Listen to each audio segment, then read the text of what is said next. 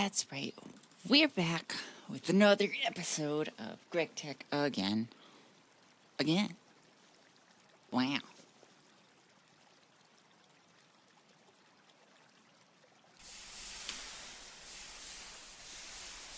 And I remember why I'm here. I want to make fluorite while things are processing.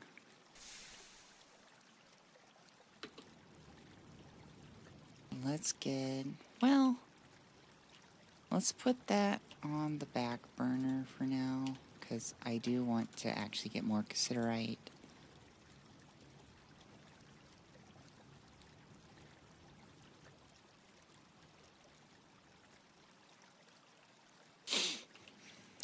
Congratulations, Rogue, on redeeming first. That's right. You get pregnancy. That's the prize. Isn't that exciting?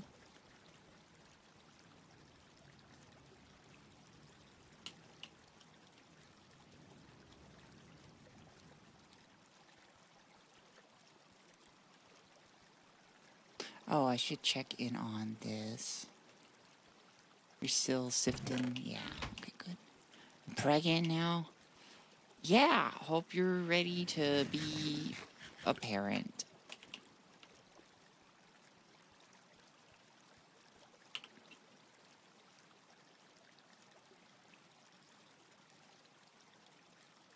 And if you're wondering, but Sparrow, are you going to pay child support? The answer is nope.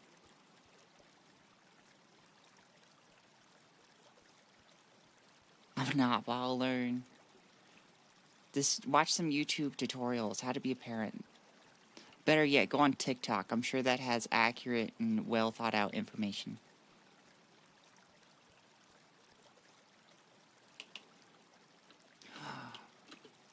My gay trees! God, they're so beautiful.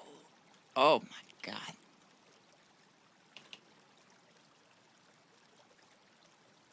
And my map says that they're yellow. I think that's funny. Do they produce Skittles? That's right, Telrath. What they do is they tap the trees and they get this rainbow syrup, in which they like split the colors in it using like a sorting machine, and then they like dry them out, and that's what makes Skittles. What even are Skittles made out of, actually? That's a good question.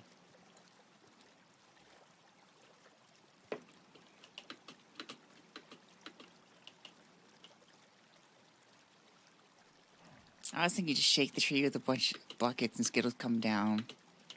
It's a common misconception. Actually, those fruits that fall down are not actually edible. Unless you're gay. You can eat them if you're gay.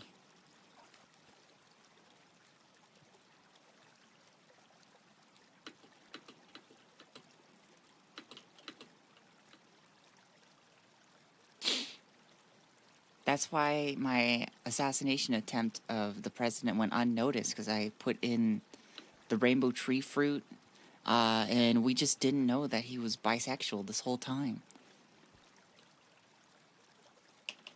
Are you telling me the Skills commercials lied to you? Alright, everyone in chat, I need you to repeat this phrase with me. Corporations are not my friend. Okay, everybody repeat that. Corporations are not my friend. I'm just assuming you guys are repeating that. Hi, random starfish. Good to see you here again. Unless you're a different random starfish. Like, just every time you come in, is it like a different iteration of starfish?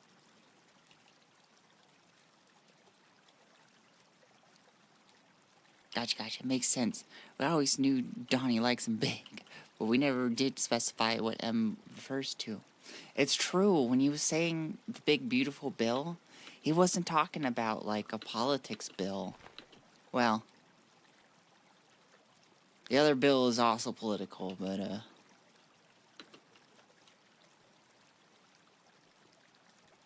It's funny how, he was like, don't release the Epstein files. And then all of a sudden, some of the emails came out that he might have been sucking some dick. And then he's just like, okay, release them. Please.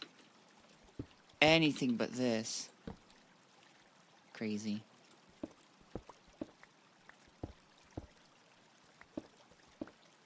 The other alternative is Bubba could be referring to someone's horse. I don't think it is. As somebody who grew up in a town full of horses, I have seen a horse wiener or two, and look, unless Donnie has the secret ability, he might have the secret ability to unhinge his jaw. Horse wieners are very big.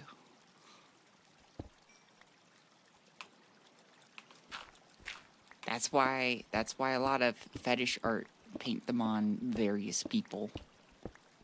It's because they're very big. And yeah.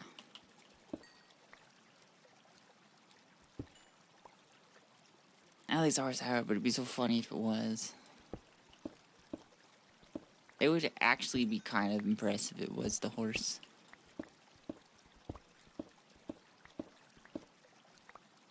How's your day, Sparrow? Pretty good. I just got some prednisone today, which is very exciting. It's a steroid that helps keep my symptoms at bay, and I did not bring torches with me, like an idiot. The current steroid I'm on is called budesonide, and while that's like all fine and dandy, it's not very strong, whereas like prednisone is, but it does eat your bones, so you can't be on it for a long time, which, like, I'd been on it for a while before, and they were like, yeah, we're gonna give your bones a break, maybe.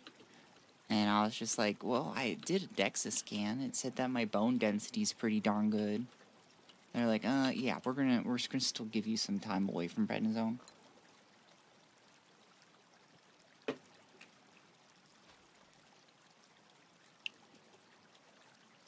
But they finally were just like, because I was like, hey, I'm noticing I'm bleeding a little bit more than usual. They're like, alright, that's it. We're giving you some prednisone. He's welding probably a lizard person, all possible.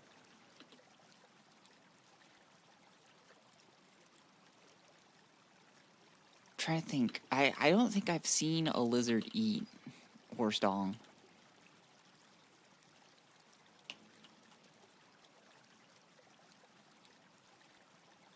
Honestly, like, thinking about, like eating a dong. Yes, we're on this topic now. I don't think they'd be very good to eat. Because, like, you think about it, there's not a lot of protein on there. So, I think it'd just be, like, really chewy.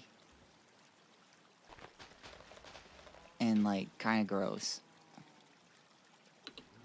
It'd be all texture, no flavor.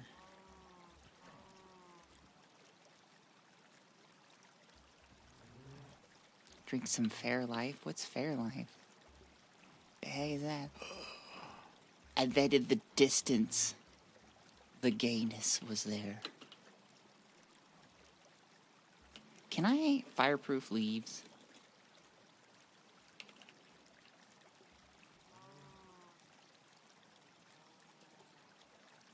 No. I know I can fireproof wood. Because I was like, what if I wrapped it all in leaves and it looked really cool? Gay. That'd be fun. How's the stream looking, by the way? Yesterday, I think it was YouTube's fault, but things were... And also Twitch's fault. I think it's something to do with Cloudflare's thingamajig. But it was, like, extra laggy.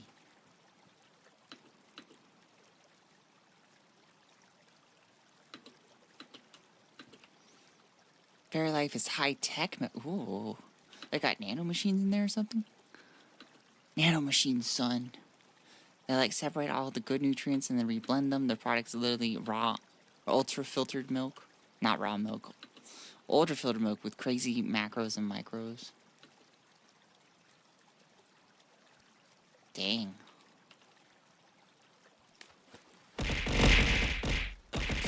Jesus Christ. Thank you, E-Penguin, for, what is that, 5 gifted subs? That is actually crazy and amazing. Thank you so much, E-Penguin.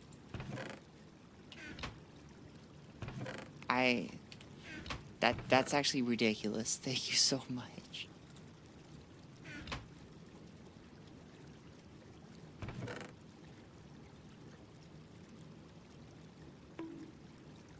I very much appreciate that.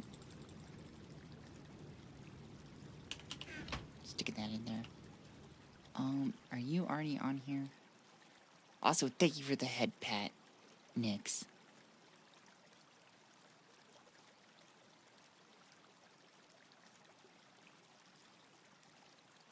You are on there. We're gonna change you to broke.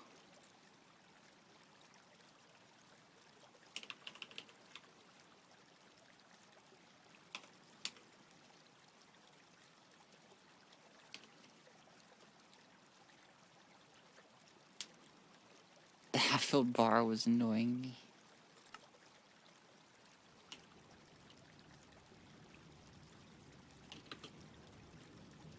I cannot express how meaningful it actually is to me. I don't expect anybody to like my silly little content, and then they just do, and I'm like, wow. That's amazing. And I don't sound very enthusiastic. Just trust me.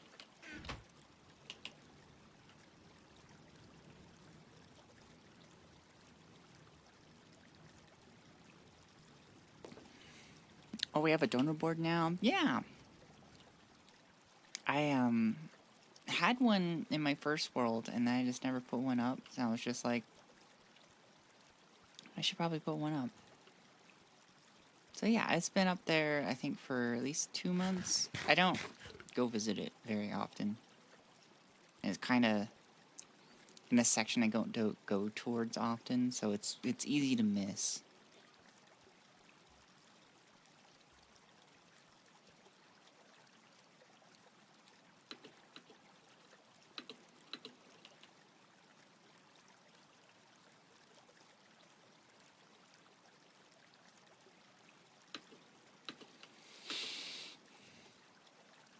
Oh, I need to change,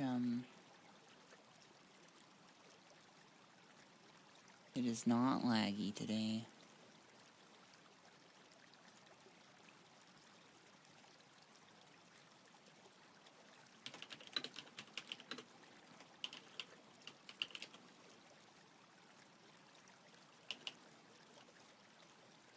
Gotta change that.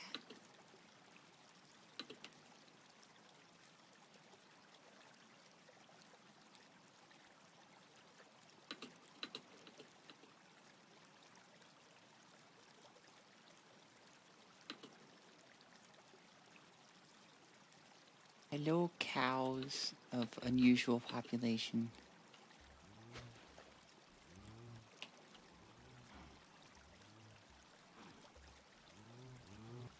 I'm not saying something was in the water that caused this. But something's in the water. They're just all floating in cow sperm and cow eggs. The gametes are just congregating. That's... I think that was the first time that sentence was ever uttered. Uttered, 'cause it's a cow.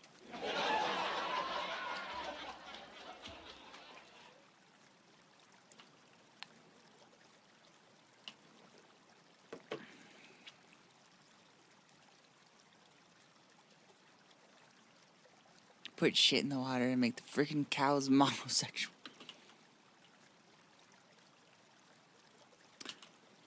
That is a good way to describe the Minecraft cows. They are monosexual. There's not really any sex differences.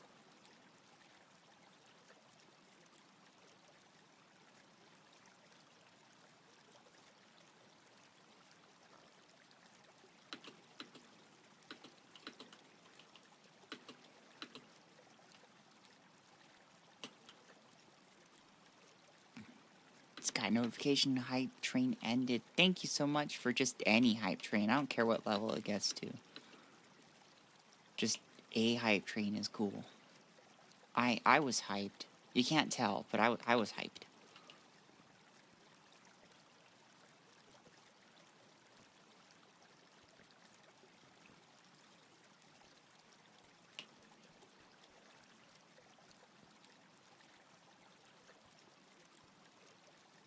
Trains are cool. Trains are cool.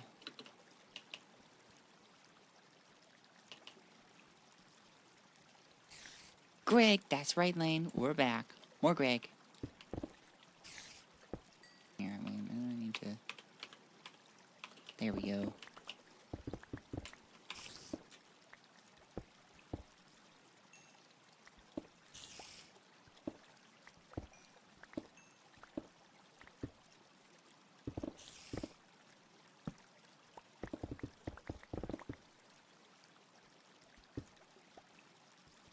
We're getting a lot of cassiterite because one of the byproducts, actually a couple of byproducts we can get out of this are wolframite, ubernite. I think that's it for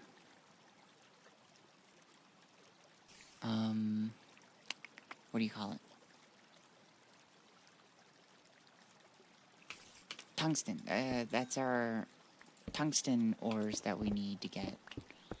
Because I have not been having much luck finding any tungstate or ubernite, wolframite, any of that out in the wild. So,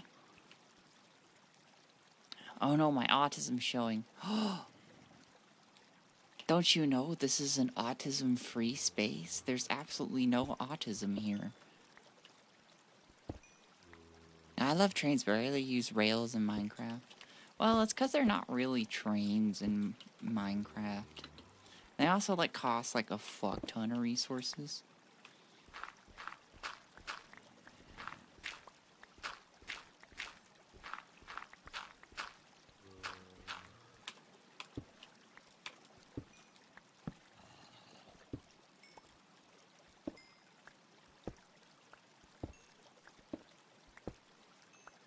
I should be using more rails, but, like, it's still a lot of resources on this end. Even with Gregtech that you can, like, really mass produce things.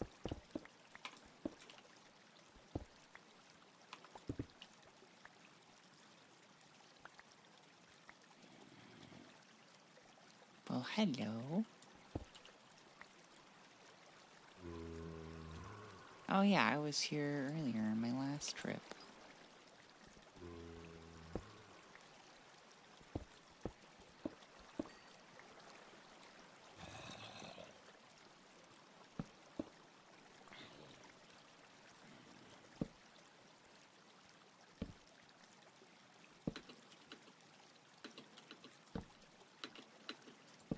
This would be a really cool find if I needed a lot of bauxite or coal right now.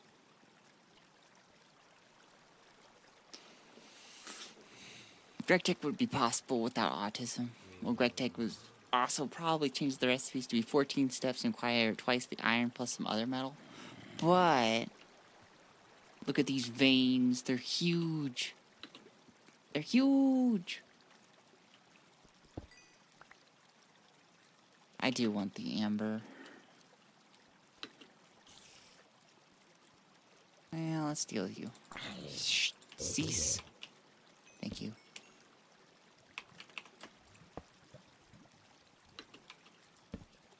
I do like that you can just put rocks down. Well, where'd you come from?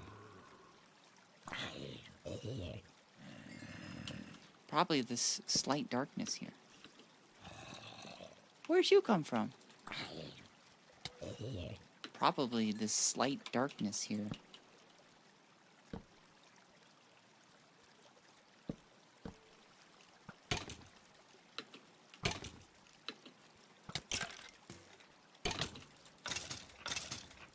Oh, where'd you come from?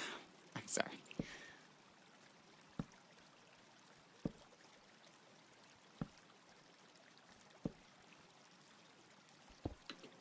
Sparrow enters a loop.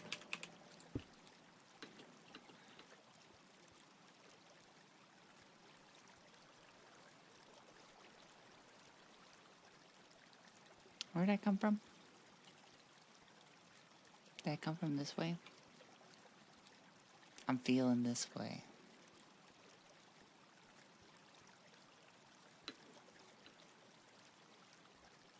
And then this way?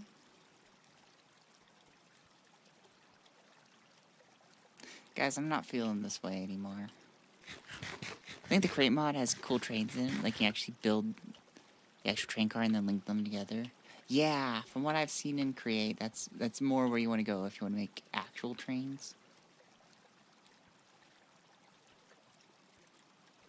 Cause like, I'm thinking, of course I only know really like mods around this era of mods, so 1.7.10. Thinking of like Railcraft being the only real mod that could make somewhat of cool quote-unquote trains, but they're really just minecarts that are moddable. Modular Minecraft carts. Aha! I've been this way before. What was that? Oh, that's green jasper. I don't need that.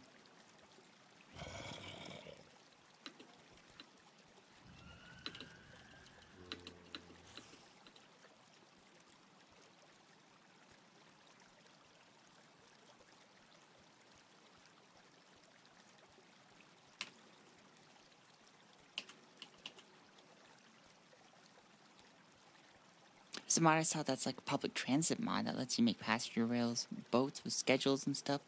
I hear that in a Pokemon mod pack once, because Pokemon has lots of transit. That sounds fun.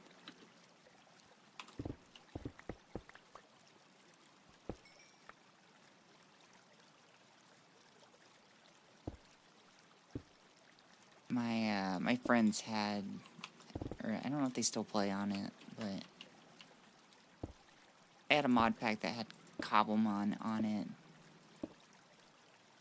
And I still am not into Pokemon. I just had my starter Pokemon. I was just like, this is the only one that I need. Sleepy Ari, hello, welcome on back. Good to see you again.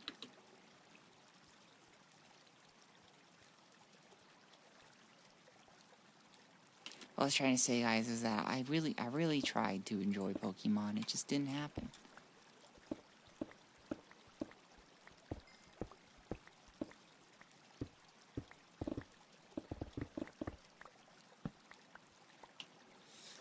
I got a feeling that's the end of the vein that way. Kind of a skinny vein here. Or maybe I should go down a little bit. I could do that.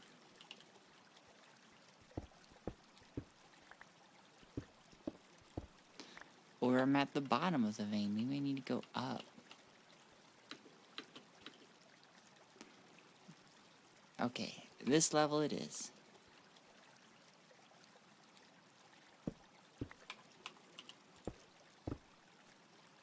Hey, you're live. What about my live, Snick? Yes, I am live. My favorite's not a starter, sadly. Damn it. Pokemon, fix this. Also, your aim is shit. Haha. That's right. Insulting my chat is the best. I'm a good streamer. Welcome back, Snack. It is so good to have you here. Rude? Yes. I concur. Whoa. Ugh, stinky cobblestone. Disgusting. This is nothing new for you, Sparrow. It's true. I'm streaming and it's your guys' problem.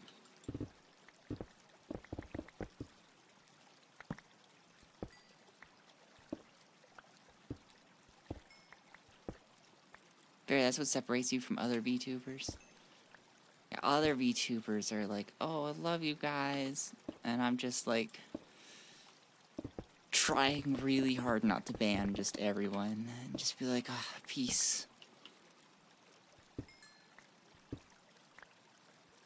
Don't have to talk about the texture of eating horse dong.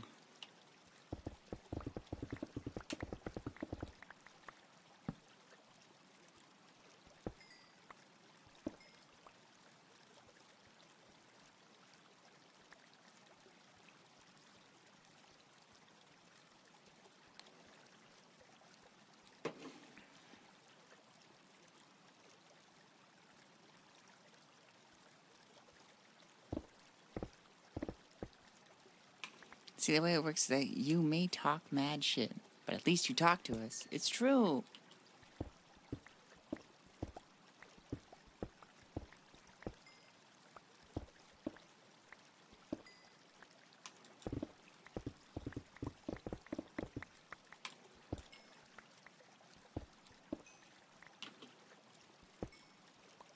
There's context behind that statement. I don't want to know. It was an earlier topic. You had to be there. Snowboard talks to the most of my other friendships. I think maybe you should get better friends.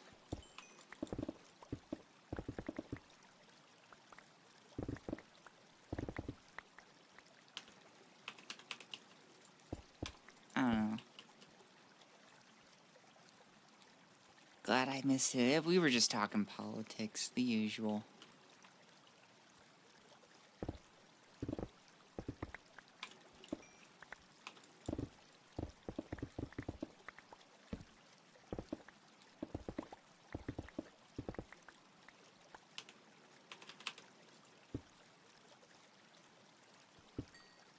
Man, that jackhammer is strong. It is so strong. It is ridiculous.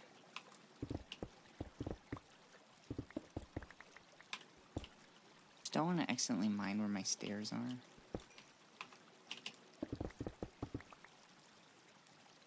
Okay, there's my stairs.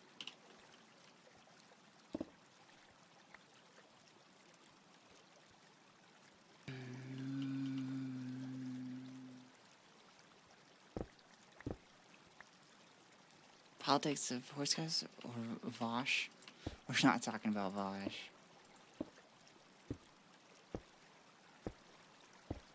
We were talking about the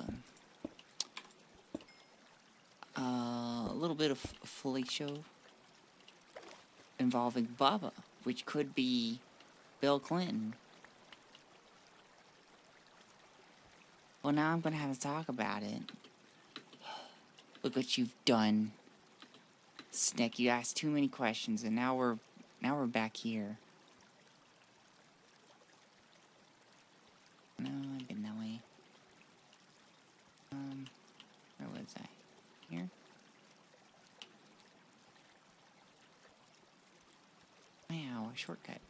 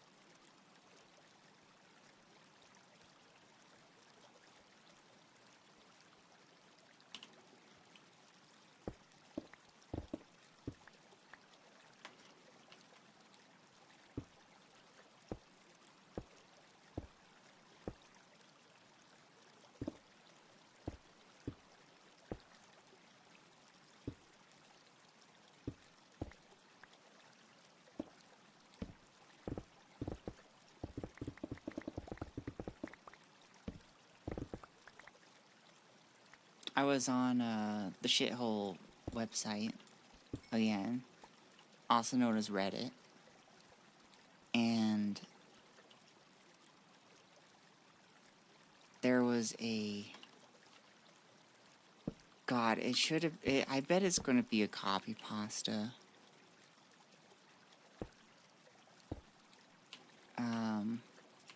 But they were talking about how... What we were talking about earlier, about how a human mouth cannot wrap around such a large dingle-dongle of an animal. And it was a really long post. And it was also just being like, and that's why horsecock's hot, but it's just not humanly possible. It's only a fantasy thing, and I'm just like, wow. They're just coming out and saying all of this. This is crazy. That's bizarre. I don't know. I am as chat has learned, frighteningly vanilla. And some people have no shame.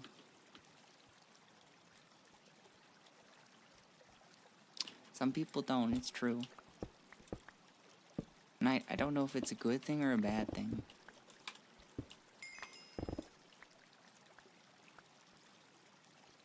Has anyone brought up Mr. Hands yet? We're not bringing up Mr. Hands. That's such old news.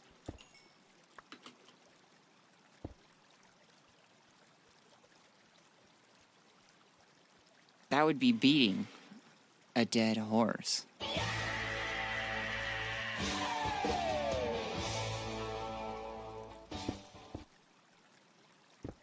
Well, it's more like a dead man, but you get what I'm trying to say.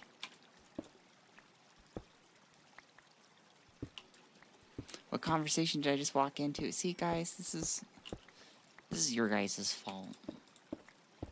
This is why I'm not growing as much. I should be Hololive contender.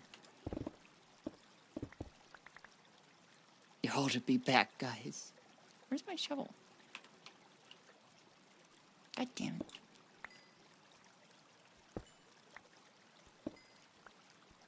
Good soundboard, thank you. I try not to tell random strangers on the internet what I'm into. Me too.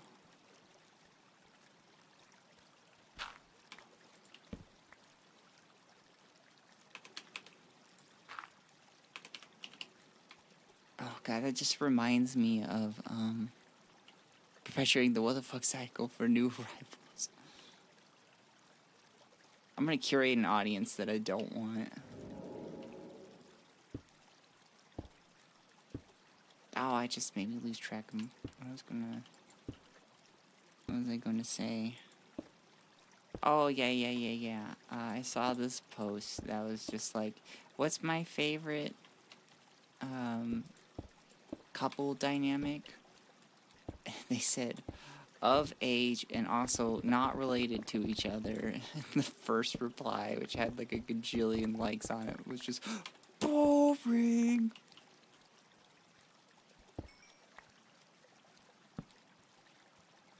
But it made me laugh really hard. It's okay, Sparrow. Some of us will be saying, I'm not placing any bets on that info.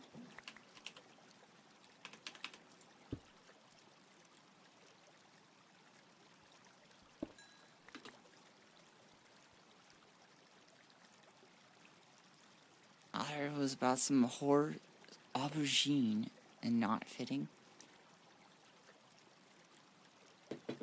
Hey guys, look, the stocks. Wow, that's so cool. Look at them. They're just like scrolling by. One of them seems to not be loading properly. Why is it not loading?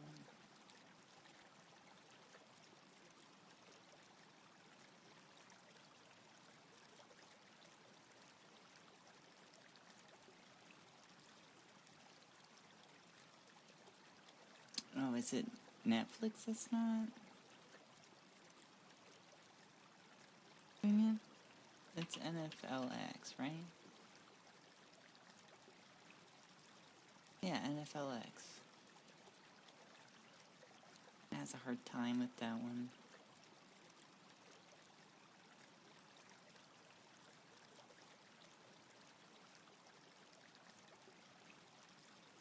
I don't know why. That's weird, isn't it, guys?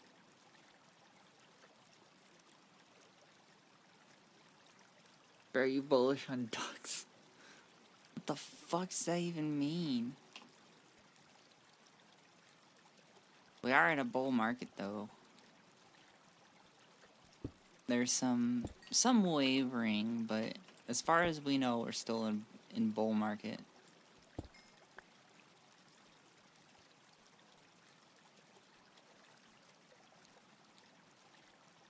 For those that don't know, there's bull and bear markets, and some people like to try and come up with more animals, but bull and bear is really the two that matter.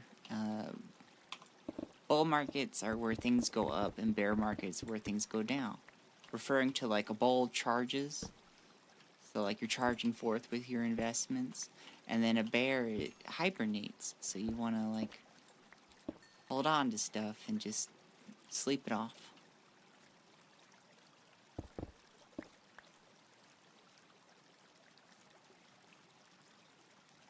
You have as much as you want, it drives engagement. It's true. Please never shut up, Teleranth. I'm referencing a Fleekazoid video where he described popularity of Duckov as China being bullish on ducks. Somehow I got more context and yet somehow less context at the same time. How did this happen?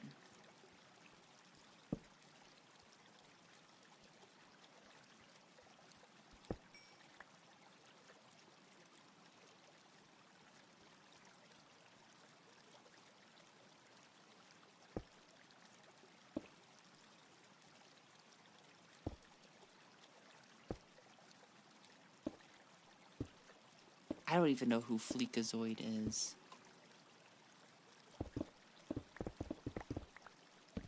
But are his eyebrows on fleek? That's the real question. It's like quantum physics. The more you learn, the less you understand. Is that true? Is that true?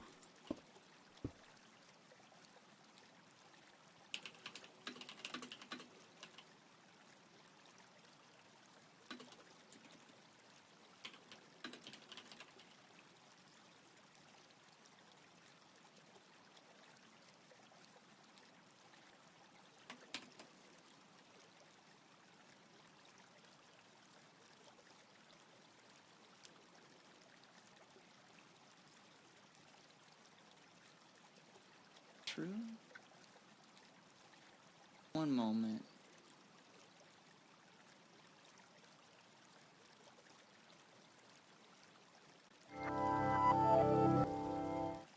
Here's a question that's plagued physicists for centuries. What exactly is light? When we talked about this earlier, we came to the conclusion that light is a wave, which it is, or at least light this is Crash Course.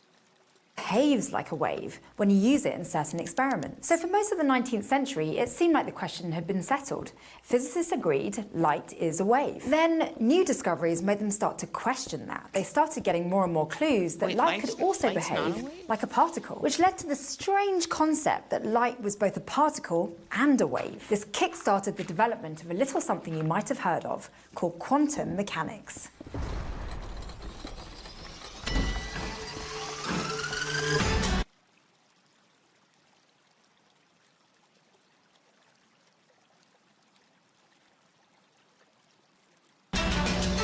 Of light. So catastrophe was one of the most important clues that light had to be more than just a wave was what's known as the ultraviolet catastrophe. And that name really isn't an exaggeration. The ultraviolet catastrophe was disastrous for conventional thinking about the physics of light. So we've talked about how objects radiate heat. Specifically, the amount of heat they radiate over time is proportional to their temperature raised to the fourth power. But there's more going on there than just heat. Objects actually radiate energy that covers a whole range of frequencies on the electromagnetic spectrum, all different kinds of light. Now there's this thing called a blackbody, which is basically the idealized version of a radiating object. No true blackbodies exist, but in theory, they absorb all incoming light without reflecting any and radiate energy accordingly. Not all the energy coming from a blackbody, has the same intensity. You can predict the intensity of the energy coming from a black body, or black body radiation, based on its temperature. But when physicists came up with an equation for this intensity, using the idea that light is a wave, they ran into a big problem. The equation they came up with, known as the Rayleigh-Jeans law, predicted that the higher the frequency of the radiation, and therefore the shorter the wavelength, the higher the intensity. And that matched up with experimental results really well, but only to a point. Once the frequency of light got into the ultraviolet range or higher, the Rayleigh-Jeans law didn't fit the results of experiments at all. Instead, the experiment showed that black bodies had a peak intensity based on their temperature.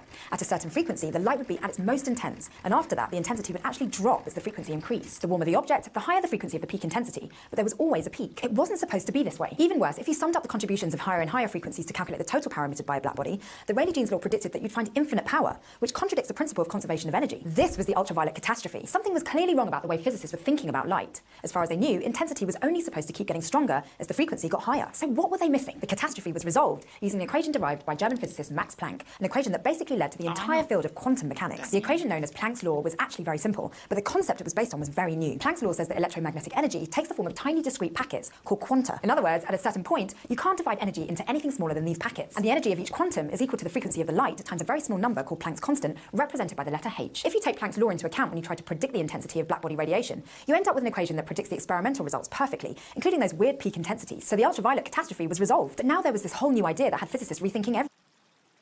I'm not gonna lie. She's kind of cute. I'm not gonna lie. She's kind of cute.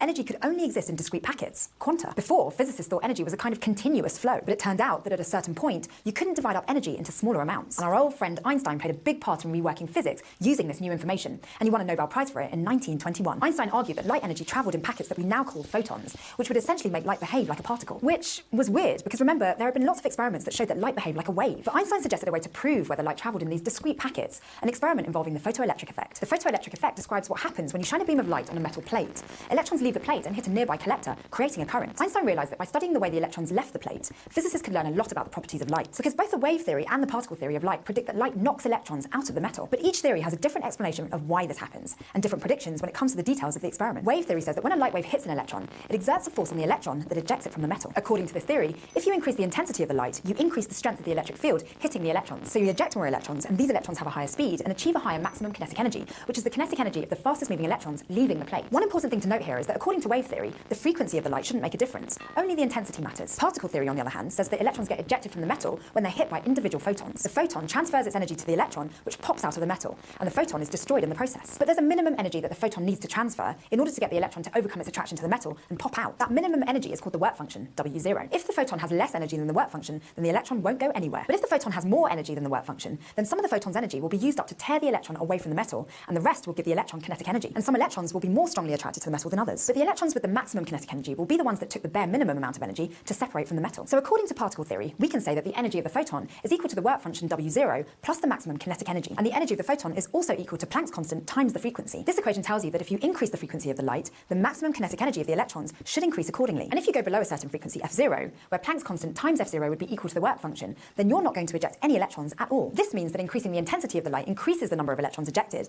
but it doesn't affect their maximum kinetic energy. So if you want to know whether the wave theory or the particle theory is right, all you have to do is try a few simple tests. Is there a cutoff frequency below which electrons aren't ejected from the metal, no matter how long you wait? What happens when you raise the frequency higher? And when you increase the intensity of the light, does that affect the maximum kinetic energy of the ejected electrons? Turns out there is a cutoff frequency, and the higher the frequency is above the cutoff, the higher the maximum kinetic energy is of the electrons. And sure enough, increasing the intensity of the light only affects the number of electrons ejected. It doesn't change their maximum kinetic energy. The results of all these tests with the photoelectric effect match up with the predictions of the particle theory of light. So photons really exist. Light travels in discrete packets and behaves like a particle. But what about all those other experiments that showed light behaving like a wave? Well, the thing is, light can behave like both. In certain circumstances, it can behave like a particle. In others, it can behave like a wave. This is called the wave-particle duality. When it comes to the physics of the very small, your intuitive understanding of the world just doesn't apply. You can't describe things like light using the concepts you're used to that work on a larger scale. When you're trying to explain something totally outside the way you've directly experienced the world, you're going to run into some brain-bending physics. And the discovery of Planck's law, along with the idea that light energy traveled as discrete packets, turned into the foundation for the concepts and equations that we use to analyze the behavior at the very small. And the field of physics which studies how quanta behave is what we call quantum mechanics. Today you learned about the ultraviolet catastrophe and how it was resolved by Planck's law.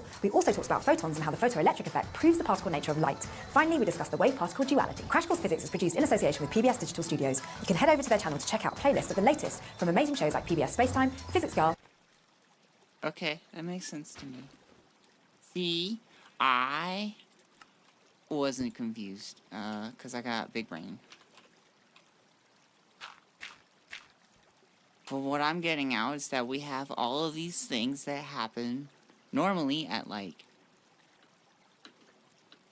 you know, like big level, but at really small level, they kind of work a little differently. That's what I'm getting at. Waiting for her to bring up the Monty Hall problem or some gas. You kids already know this stuff. What the heck?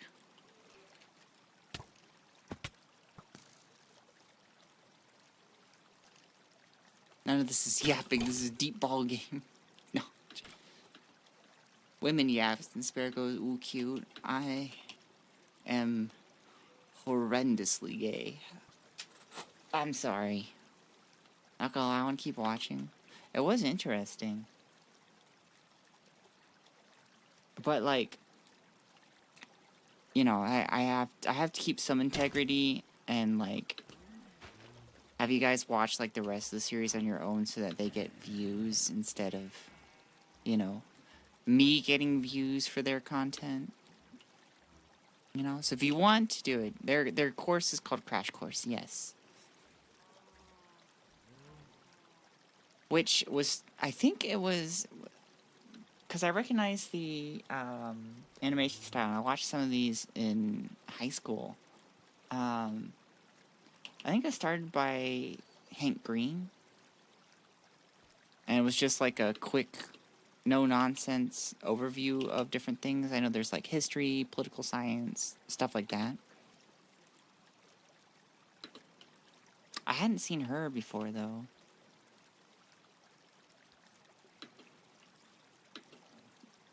And I know his brother, I forget his brother's name, but he did Crash Course stuff for more science-y stuff. Obviously not this one. We got whoever this lady is, whoever this cutie is.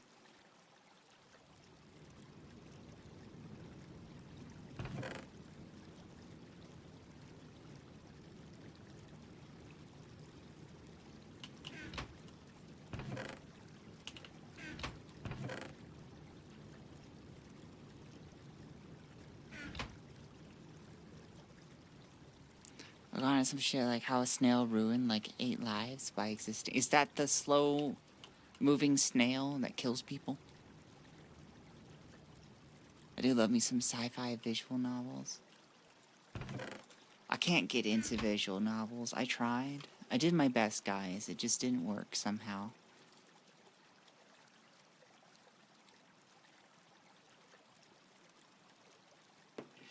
Yeah, we're just gonna watch this until it's done.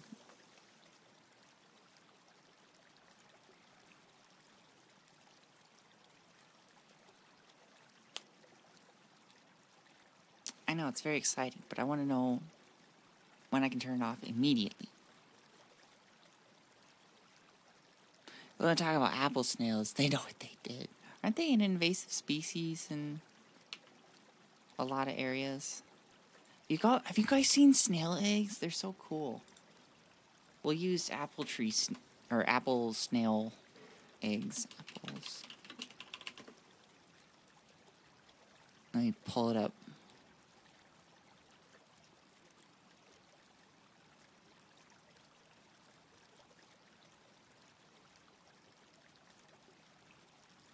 These are what they look like. They look kind of yummy. I'm not gonna lie. But they're like brightly colored. You're supposed to smush them because they're invasive. There's ASMR.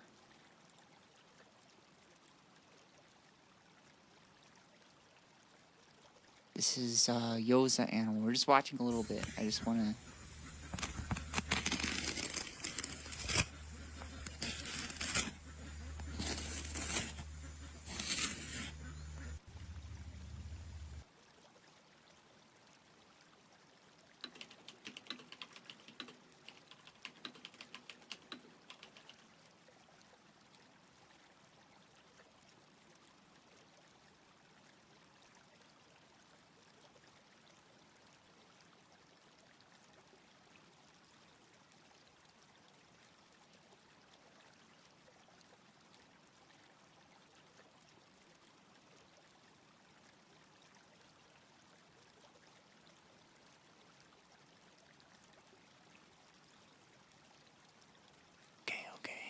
delicacy in many parts of Southeast Asia.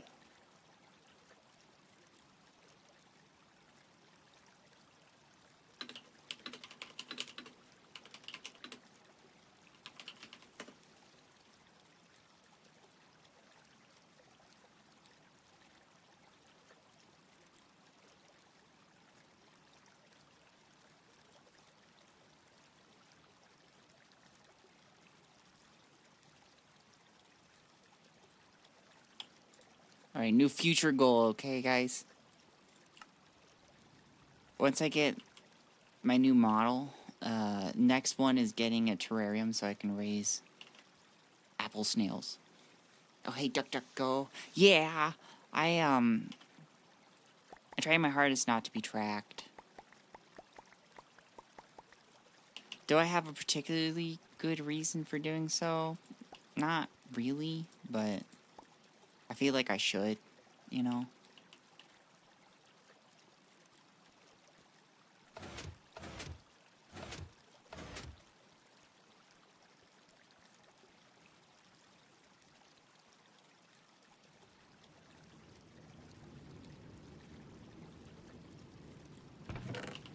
Yeah, you're still running. Cool.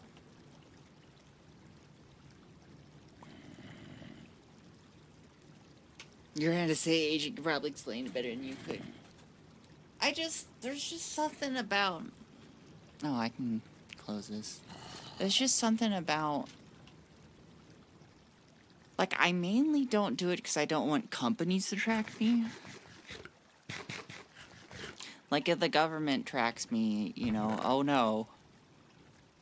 Sparrow's looking up a dumb question again on incognito mode. But, like, companies, I'd rather they don't have that. African land snails are illegal to let out in the USA too. I wonder if it's like a permit basis for them. Amp stuff pleases the tism. I think yeah, I get distracted by Zonder talking about apple snails.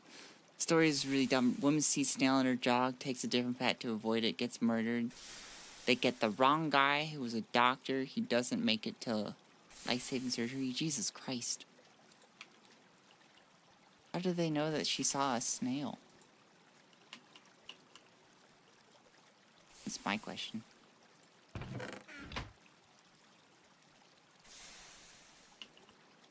Gotta be honest, I was going to leave after you mentioned horsecock, but I'm glad I stayed. Come for the horsecock. Stay for the apple snail eggs. Oh, because the dude telling stories is psychic? That'll do it. The snail testified. Cool. I need to make a mixer.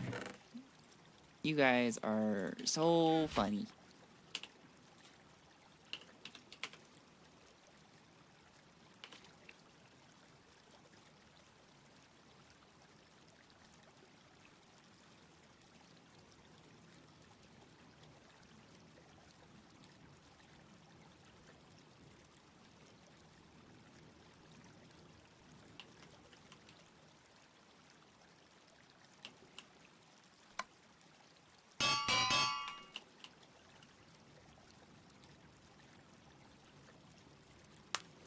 Life is simply unfair.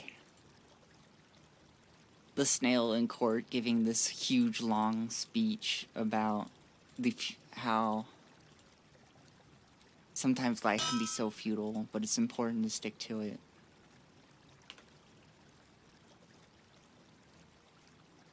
Do I have any Rons? No.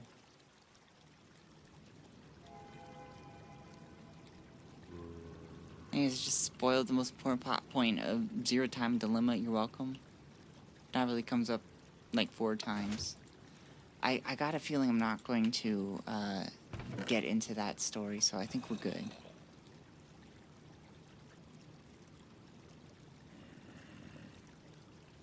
Can I get TLD over Horsebot? You know, I'll give it to you. Some of the Epstein emails came out. And Bubba Clinton got head by Trump. Some people suggested that it could be referring to Bill Clinton, or it could be referring to a horse named Bubba that somebody owned. And so people were making jokes about that. And we briefly talked about it. Hey, John, I'm so glad that every time I mention the horse dingle dongle, somebody else comes in. That's so cool. It's such a cool feature of YouTube, really. I'm trying to get off the topic, and then I keep getting on it, and then...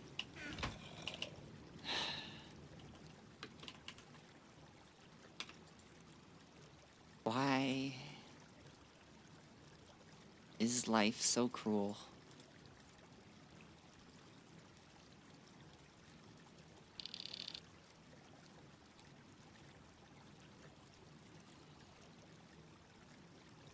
I'm just trying to make a mixer. That's all I want in life. Horse cock is summoning spell. I don't think I want to know who gets summoned by that. I really don't. I don't want that audience, you know? Somebody asked about it, and someone else. Now you. Yeah, it's just, it's awful. Truly a bad moment to know English. Quick question. What's your question, John Johnson?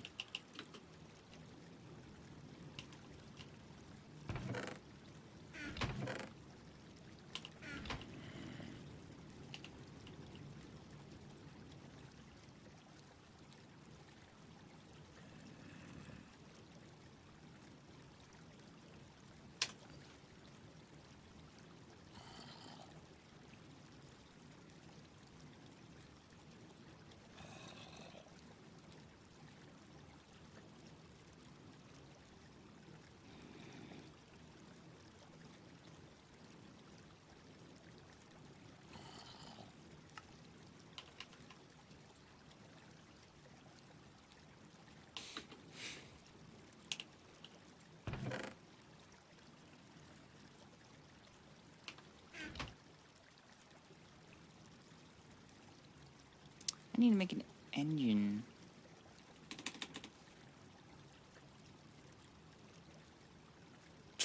Heck, horse vagina instead.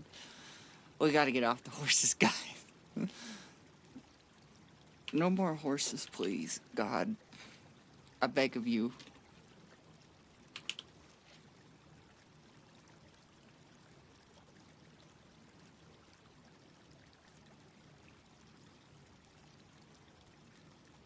What do I need? It's a low tier 1. Yeah, I'm gonna need this low voltage one. We need iron bronze, galvanized steel stuff. It's gonna be a robust one, and then some copper wiring. I think I do have some copper wiring around here somewhere.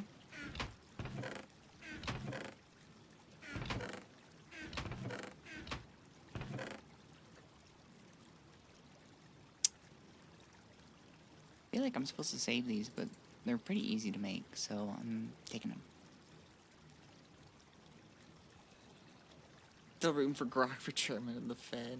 Only as Annie, the anime waifu. Shout out to Elon. As soon as Grok started mentioning how cool Mecha Hitler was, he turned it into an anime waifu. It's just such genius timing. LLP art was truly a thing that ruined thousands of people's minds.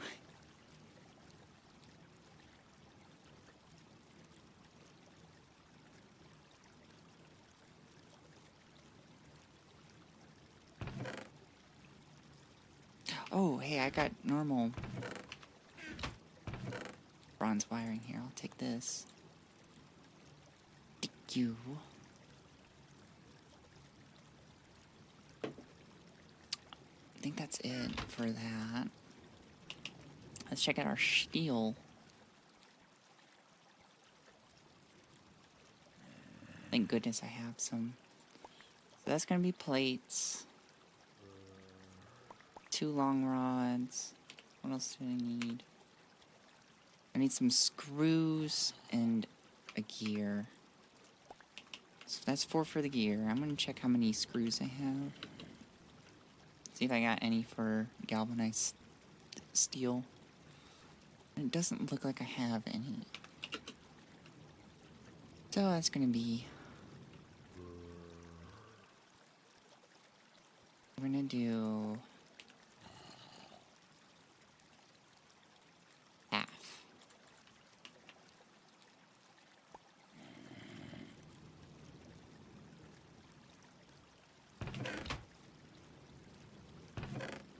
We need this one, this one, this one,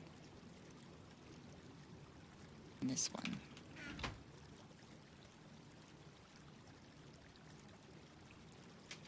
The man knows business.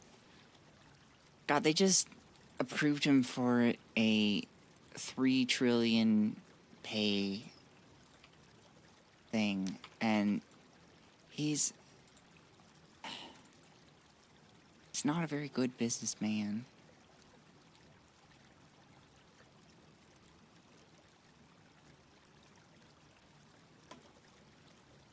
But he has such a cult of personality that I understand why they did that.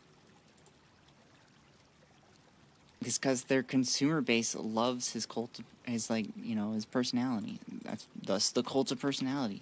Wow, Sparrow, you're so good at explaining things.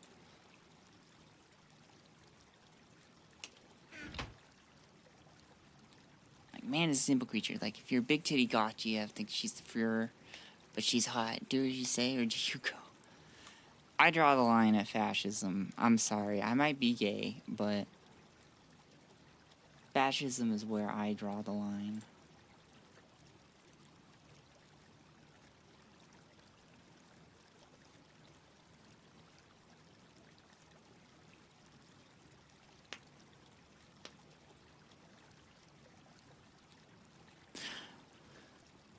Some of you guys might be wondering, if you see Melly go by, the stock is like really fucking expensive. And you might be wondering, Sparrow, aren't you using the money that like we gave you for that? Like, how are you able to afford that stock? That's like way more than like what has been given to you. And the answer is that brokerages are allowing people to buy fractions of stocks, which is actually a pretty cool concept. Your money gets kind of put together with somebody else's to form like a single stock purchase.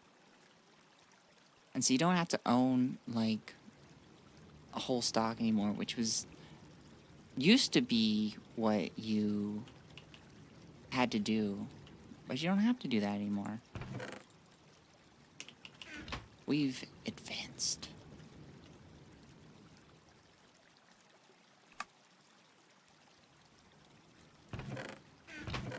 So, like, even if you have, like, $3 in your investment account, you can still buy these expensive stocks. You just get, a little tiny fraction of it. Usually there's a minimum payment that you have to make to purchase. I know for Fidelity it's $1, which is like not much.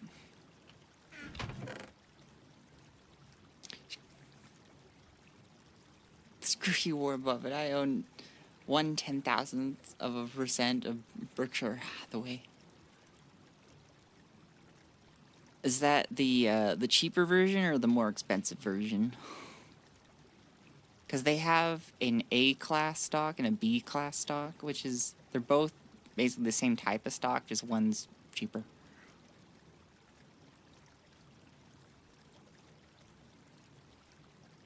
I think it's the company with $300,000 shares. Yeah, that's the one.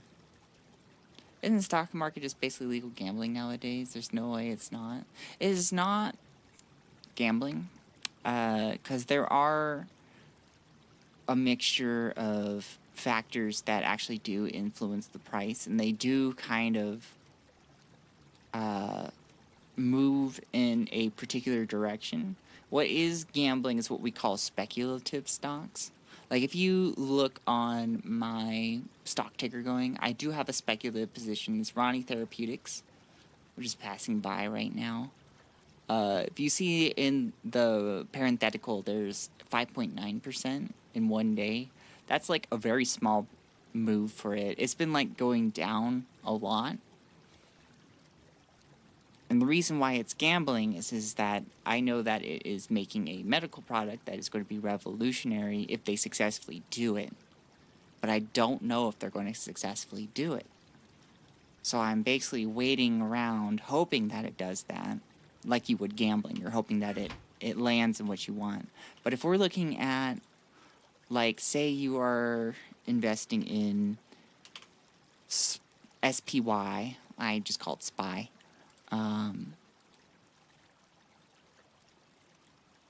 Where'd Firefox go? I need to highlight it so I can find it better, because I move things around. Hold on. Let me set color. We'll set it to green. So we're looking at SPY. This is one day. But if we set it to all, SPY tracks the S&P 500, which is the 500 like biggest companies. So like in the span that it started, number go up. There are some dips here. Like if we zoom in, here we are. Oh no, that's not how we zoom in. If we can we zoom in specifically here? Ooh.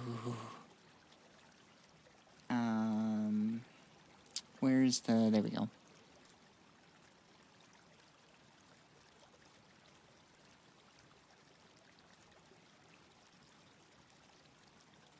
So it started. So I had a little dip here. This is the 2008-2009 subprime mortgage crisis. But, you know, here's COVID. There's spots where it goes down. That looks like where Trump introduced tariffs. But, like, number goes up if you're investing in, this is an index. The S&P 500 is an index because it's a collection of different stocks. Like if we look at QQQ, which is investing in the NASDAQ 100, which is another indice, number go up. Another one, is there any Dow Jones? I know there's a Dow Jones Industrial Average ETF. I'm just trying to remember. Dow Jones Industrial Average is another ETF.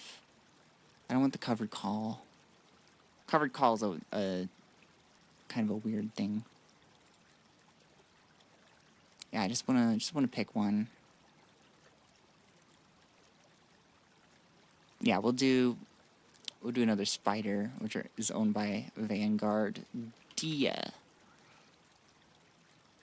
Hey, look, number go up. So those kind of investments where you're investing in the companies that are growing, that's just what we call normal investing, which is not gambling because they have very regular returns.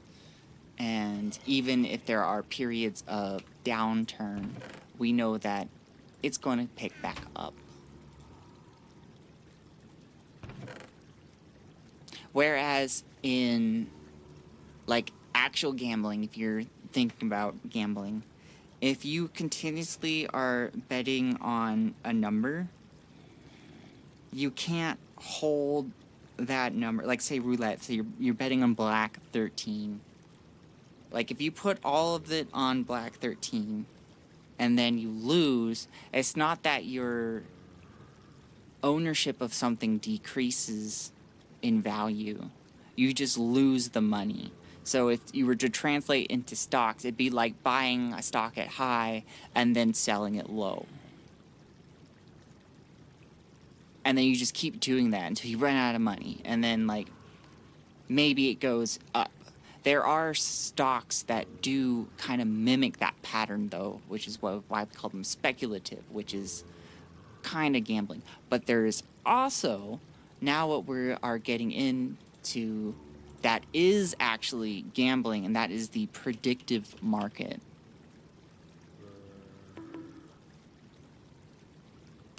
I just needed some, you know. Sorry, I was trying to spell Mercado, which is Libre Mercado, is one of the things I'm investing in. It's also known as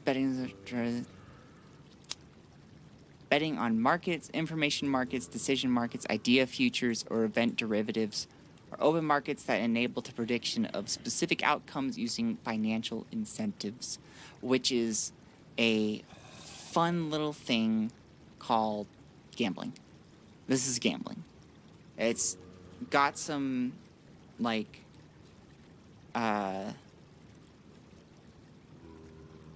different, like, terms to it, but let's go to Robinhood predictive market. I need to stop hitting down. I need to change, actually, my buttons that do that. I don't want to sign up. I just want to look. What are you hiding?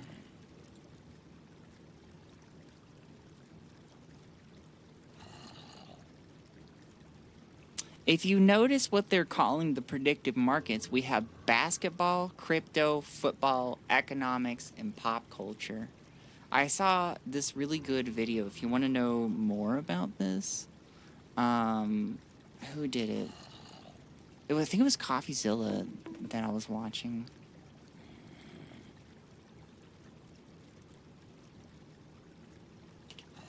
Oh, I don't have Firefox up. God damn it. Let's go back.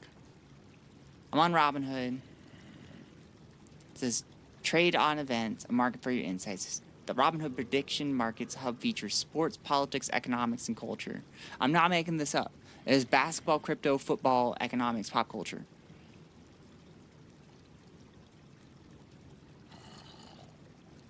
What finance instrument are we betting on in football? We're betting on whether people win or lose games.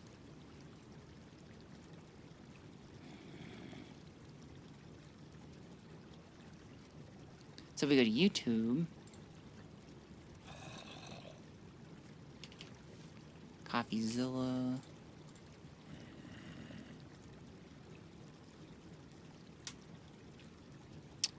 I think it was this one.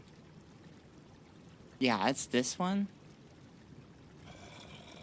You watch that one, it'll kind of go more in depth into predictive markets, and you'll just be like, oh my god. This is like, how is this not regulated well?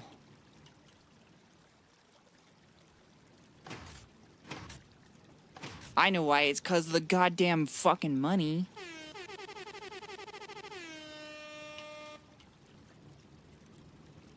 Hey, I'm still alive, sort of. That is good to hear. I prefer you alive more than dead, turns out. How you doing, Pato? I hope that life is turning better for you. I know you were in a dicey situation last we spoke.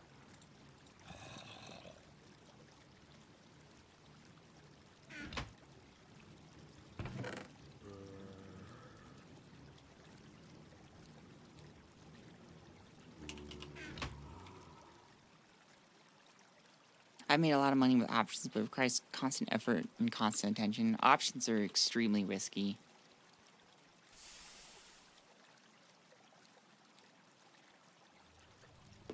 But the idea with investing in risky maneuvers would be that the returns are equal to the risk. That is what you're looking for. So even if it is risky, if the returns are good, then it is something to consider.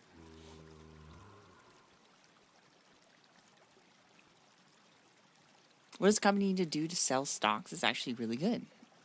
Question.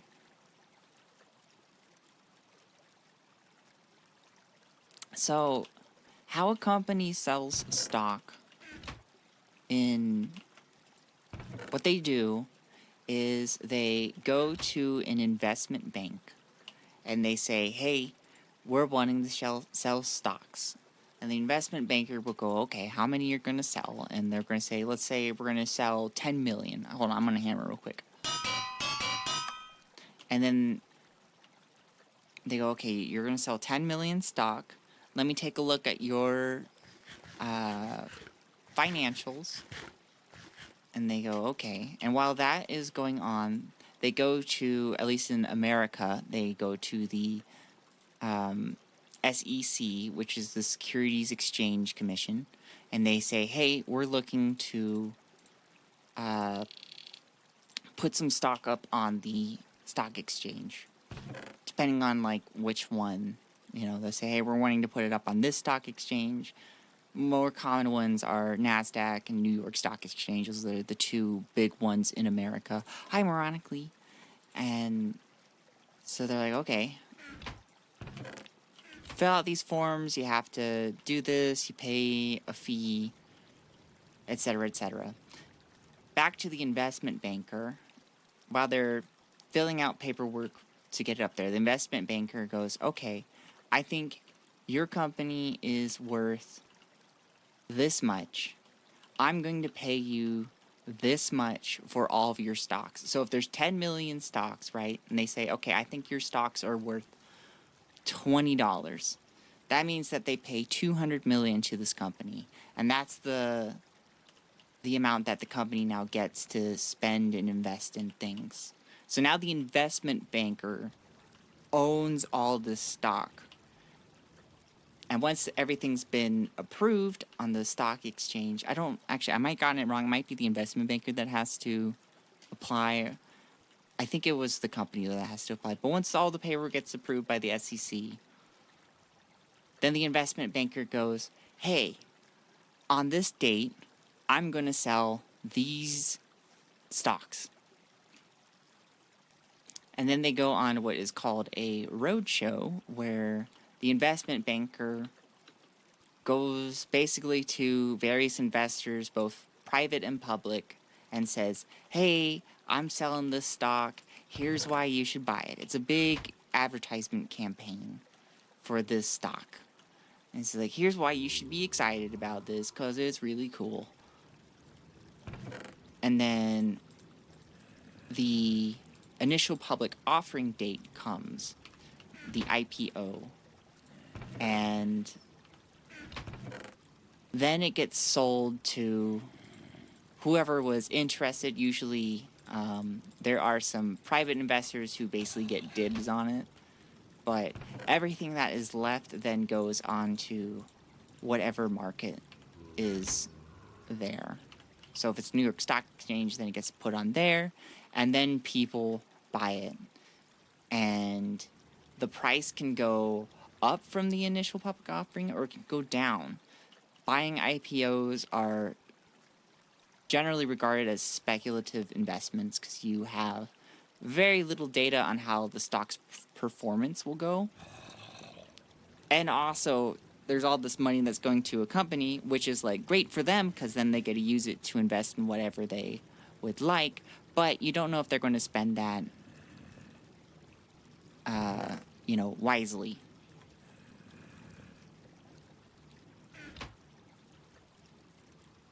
Then usually the stock goes from $20 a share to 20,000 a share, then to $2 shares within an hour. It can be very, what do you call it? Very volatile. Do you have stereo mic? If you're talking about a binaural mic, I do, but I'm not using it. I mean, it depends on the strategy. My strategy is the S&P is probably going to go up. It's a pretty good strategy. But for example, I get paid dividends to hold shares of Coca-Cola. That's not gambling. The shares 100% tangible value because they pay dividends. That is true. That is something to consider when investing. This is that, like, if your stock stays the same price, but they pay dividends, like, that's just profit, right? Because you get, like 40 cents a share, and if you got like, if it's 100, then you get $40 annually. If it's 1,000, you get 400 annually. And then if you have a stock that is going up and gaining capital value as well as dividends, then it's just twofold your money. And then if your stock goes down a little bit, but your dividends cover that loss, then you've lost no money, which is why dividends are very important for some companies to,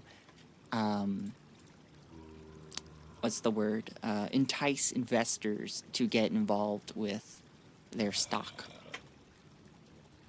Not that dividends are the only real way to investments. They're just one I like to see helps companies that are making profit, not just growing while losing money. That is true. That is true. Can't believe options price caused the housing market. You goober. Now as adult stock prices feel a bit funny money to me. They get that reputation, but a lot of that comes from propaganda of rich people wanting to keep poor people poor. Like, if you want a retirement, you're investing in the stock. Oh, thank you. You're investing in the stock market. Like, all 401ks invest in the stock market. It's just what they do.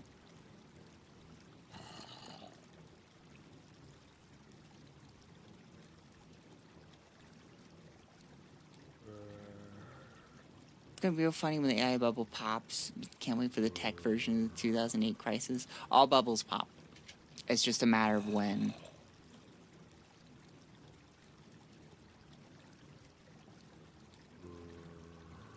Like, it's the same thing, and it's going to hurt the economy, which usually poor people get it worse, and then, like, rich people have to sell a yacht. So, you know.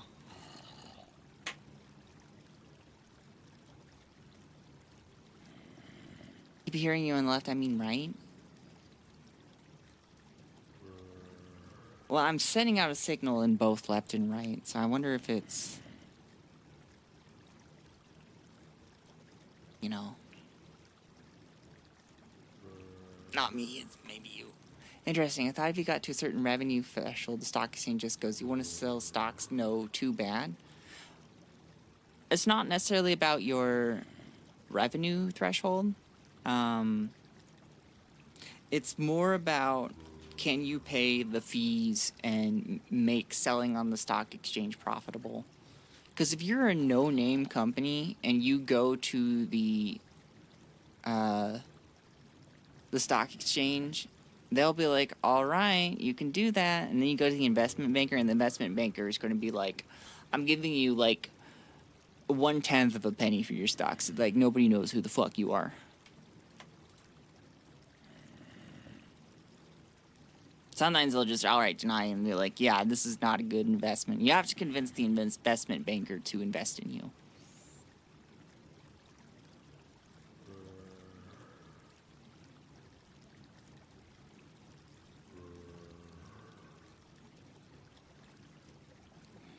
Let's say you're smart and you build a lab in your garage and invent a cold fusion reactor, but to legally produce them, you need 10 million manufacturing facility for legal reasons. Then you start a company and sell shares to raise the money and make your $1 trillion invention.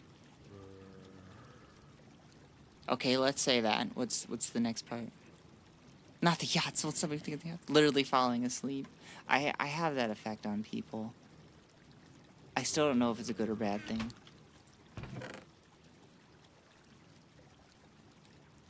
Oh, I need that. Oh, thank you.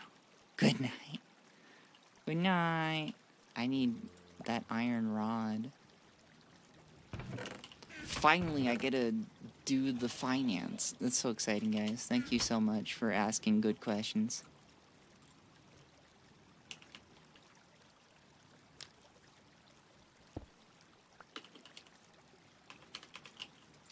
And 401ks are actually a relatively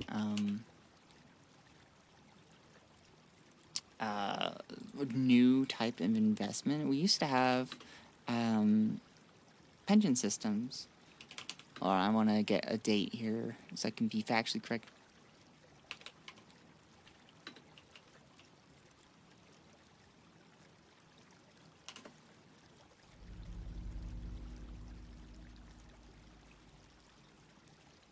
Yeah, they were only really popularized in the 80s. Before pension systems, basically the company had to, you know, pay you a certain amount as you went into retirement. It was like a guaranteed rate. And then companies were like, I don't want to do that anymore. This sounds like dumb.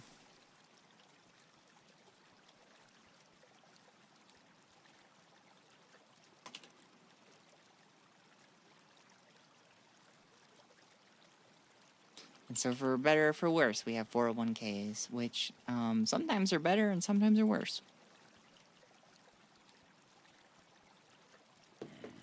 Depends on how well your 401k does in the stock market, as well as how much did you stick in it. Like, your voice is soothing. It was but loved by the economy. That's right.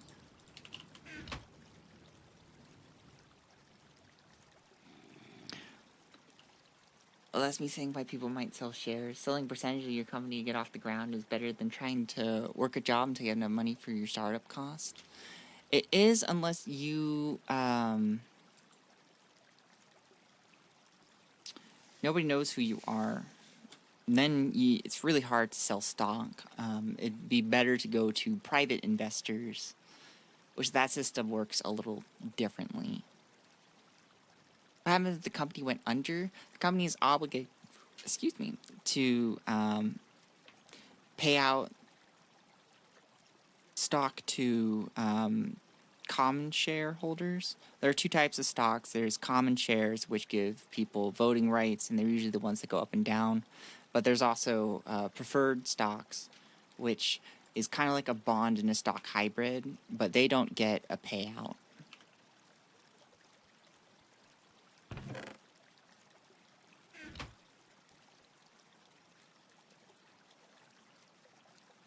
But they're basically obligated to reimburse as much as they can to their shareholders.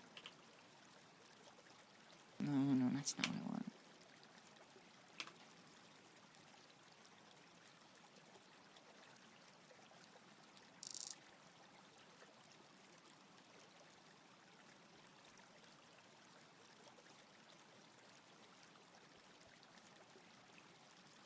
Because it was just that pension system and the company folds, or the government or the company that buys the defunct one takes over the payments.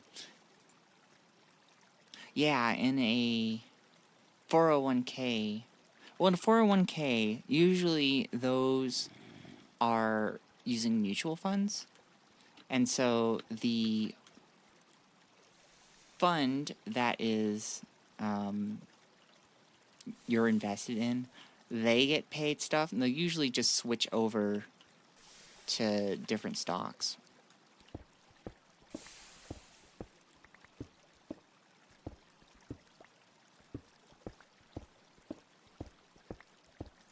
So your 401k might lose a little bit of value, or a lot of bit of value, depending on how bad it is and how much the mutual fund was invested in it. But you're not going to lose your 401k. It's not like it's going to go down straight into the gutter and you get nothing for retirement.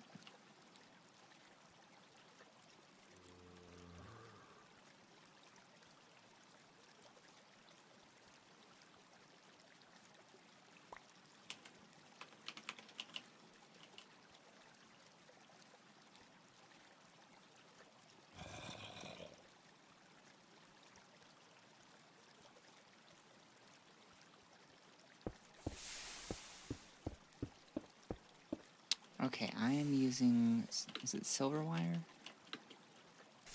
Silver cables.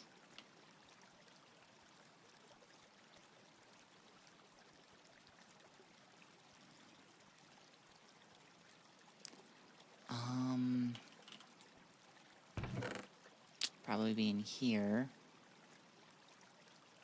So we want high voltage to medium to low. We want those silver cables. I don't know if I have any spares. I'm gonna check real quick. Remember when Tesla got added to the S&P 500? I was like, damn, I'm a bear on the S&P 500 now, which is funny because like 4 months I was bullish on Tesla. Tesla does fluctuate a lot more than other tech companies. I guess they're kind of an industrial company, but Muskie makes some very interesting choices. And sometimes investors love it. Like, I've seen a lot of people who are just like, I'm always going to buy more Tesla. And others are like, what the fuck is Muskie doing? This is terrifying. Which, like, when Muskie went and was a part of Doge in the US, their stock went down by 50%, which is, like, abysmal. And then it caught back up, and it's just like, what the fuck is going on? Which is what I mean by, like, he's got a cult of personality.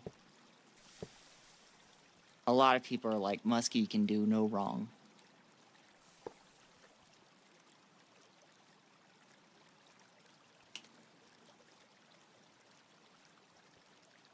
Even though he, like, gutted our government, and now it is, like, it's kind of like you just took the limbs off somebody. Like, you just took their leg. Like, oh, that's not good.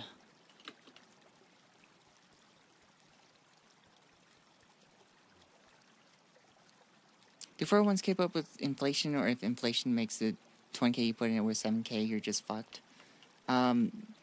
Your returns are always probably going to beat it. If you don't put it in stocks, usually your brokerage, wherever your 401k is through, will treat it as a money market account.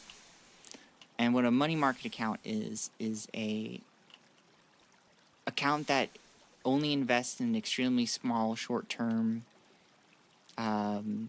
securities like 3-month bonds, 6-month bonds, anything that's less than 1 year, which they don't make a lot of money, but they're usually making anywhere from 3 to 5% return, which is more than inflation typically is. So you are getting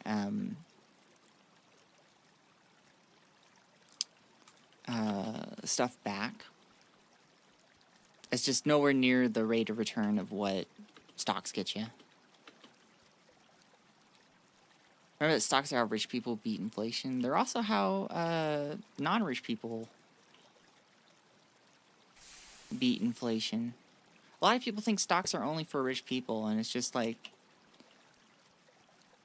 stocks are for everybody. It's not pinned to inflation, but it keeps up on its own. It does.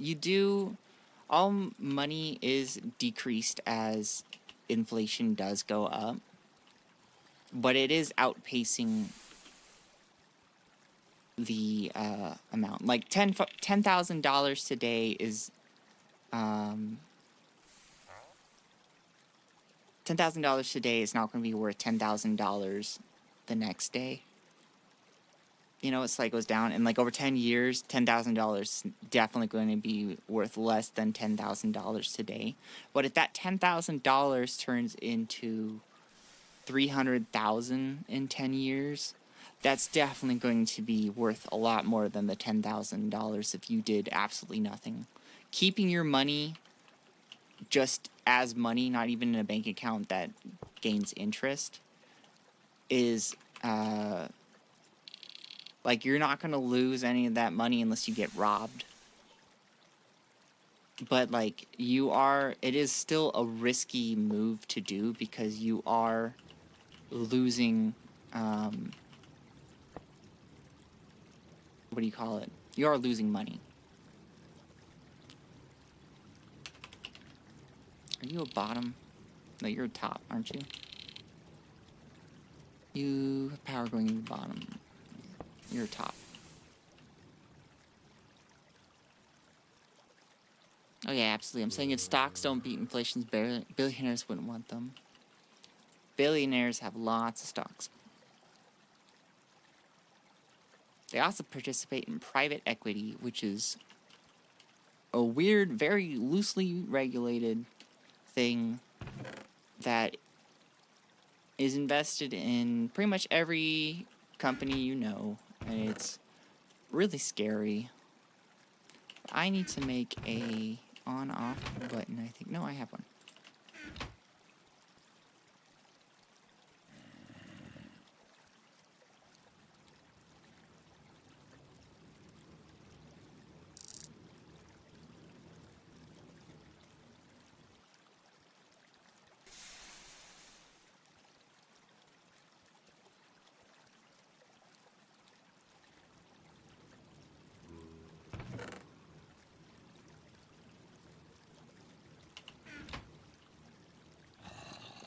I think I have some here, yeah.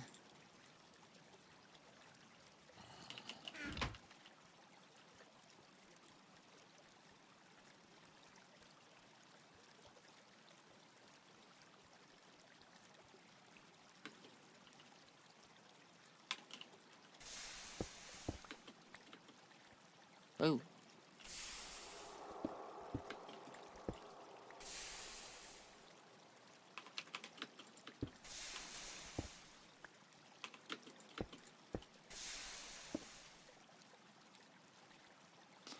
I need to get up there.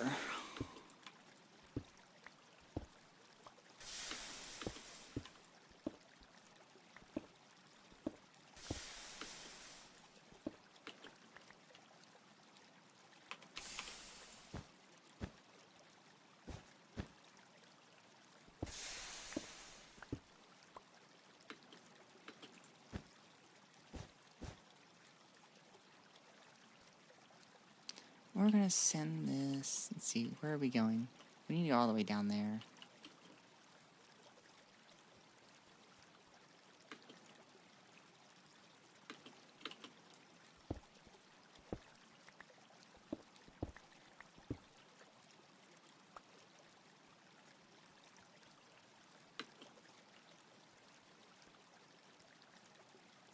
This is fluorine, right? Yeah, cool.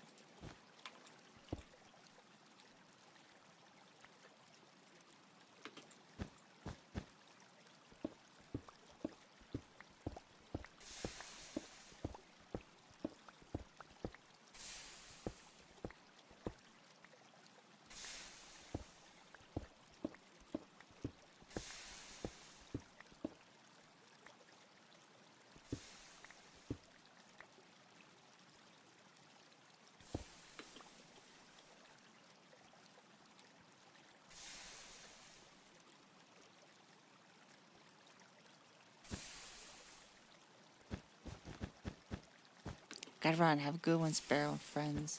You have a good rest of your day, Telerath. Thank you so much for stopping by.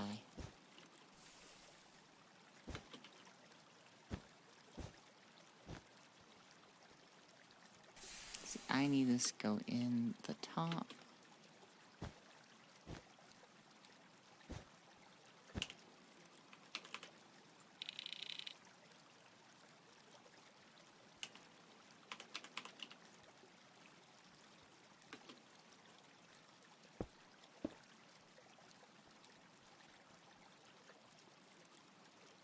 Okay, fluorine's in there.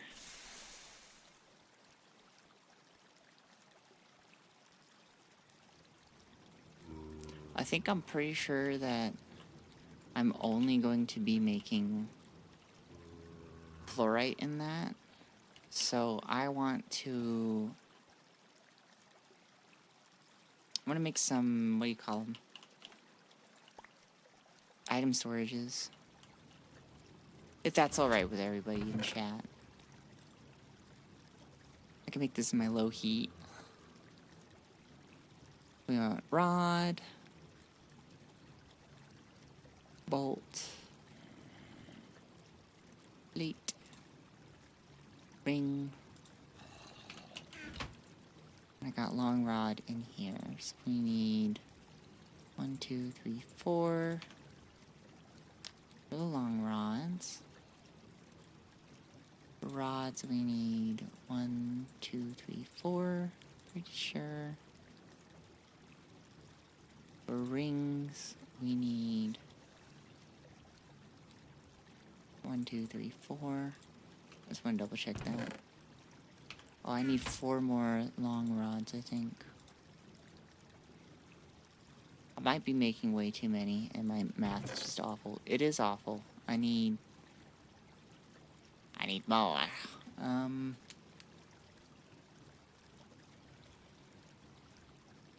Thinking, processing. How many screws am I gonna need if I'm making 4? I need... Hi, Manager Sanjin. Welcome on in. It is the bird. You missed our riveting 401k discussion. But I'm doing math right now. I'm making 4. I need 4 screws per, that's 16. I need to divide it by 2 for the bolts, right? No, that sounds wrong.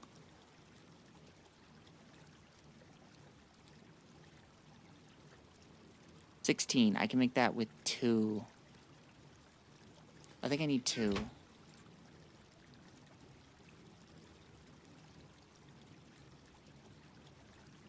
And then it's going to take 14 per.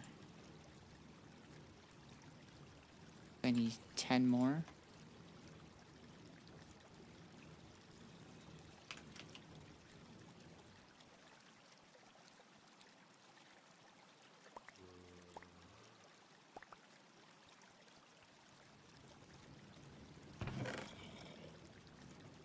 You know, just 'cause I should. You know why. Manager Sanjin. You had to be VIP. You're welcome. Look at you go. And we need these bolts in my lathe. Damn, I missed some fun 401k talk. I know, right? Wait, VIP. Aw. You're the manager. Of course you need the VIP.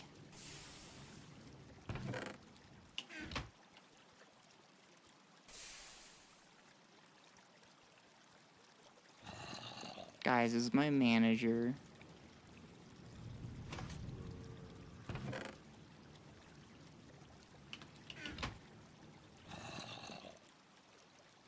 Say hi, everybody. I think I put a lot of them to sleep with the 401k talk, I'm not gonna lie.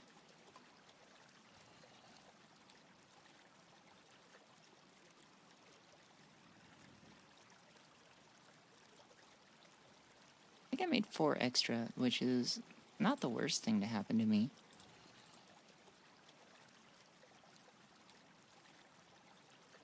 That's fine.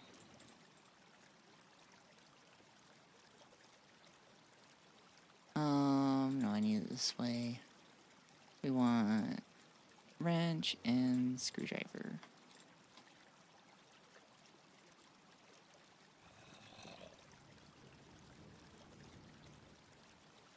Hey Lyra, how are you doing? I hope you're doing well. I need... What do I need? Calcium.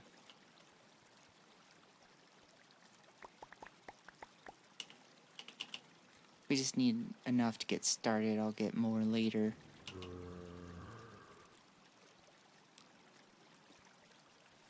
Feels good to know I'm a VIP to this bird, such a sweetheart. You know me, sort of. I guess. Alright, so this should make fluorite now. Cool. I hope you're well. I'm doing pretty good. The doctor prescribed me prednisone, which is amazing. I'm on budesonide right now for my steroid to kind of try and keep me afloat while I'm waiting on my medicine to work. But prednisone is like a super steroid that my body absolutely loves, except for my bones. It does eat my bones after a while. But do I really need bones?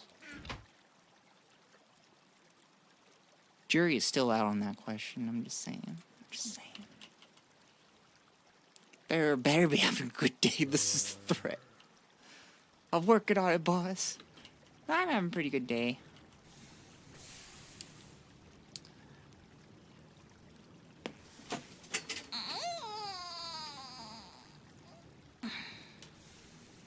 Honestly, the prednisone is the highlight, although I can't start on it yet, because if I take it with budesonide, apparently it's too toxic and will have complications or whatever.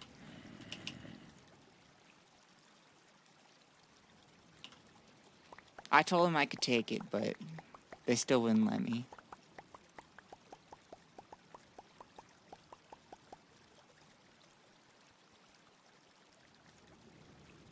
We don't need you going boom. Lyra, I go boom every time I sit on the toilet.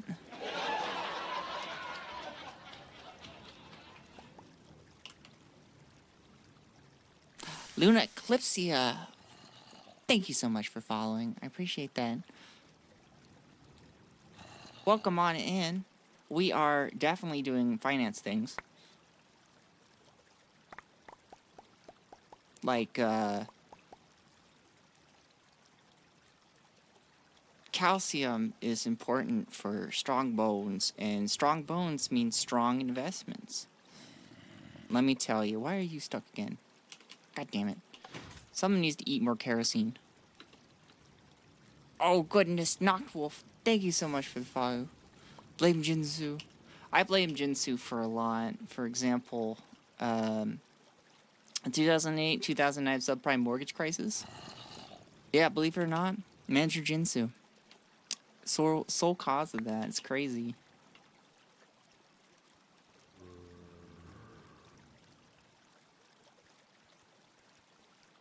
Sparrow needs her calcium. I misclicked on those housing crisis victims. Look, Manager Jinsu, I have a very strong policy here, and it's just that intentions do not matter when it compares to outcomes. Do you understand the economic, collapse you caused and the lives that were affected by it? It's crazy. Absolutely crazy. We need more asbestos. I wish I could just fill this place with asbestos. I hear it makes the voices go away. That's what the voices told me, at least. Where's my asbestos? Oh, that is all my asbestos. Yeah, that's fine. Welcome on in, everybody. I'm Sparrow the Finance VTuber. Sometimes to talk about finance, if somebody actually asks a good finance question. Earlier, we were talking about how does a company put up stock on the stock exchange? We also talked about... No, I don't need to bring up that again. Chad, don't bring it up. You know what not to bring up. I almost called you guys audience. What am I, a theater major? Disgusting.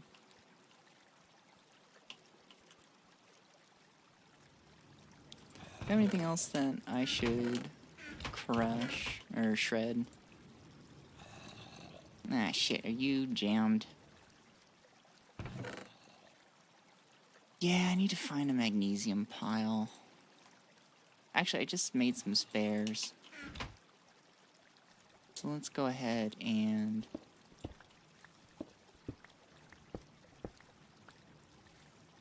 work on it here. But second monitoring bird, because chill voice helps tolerate leak.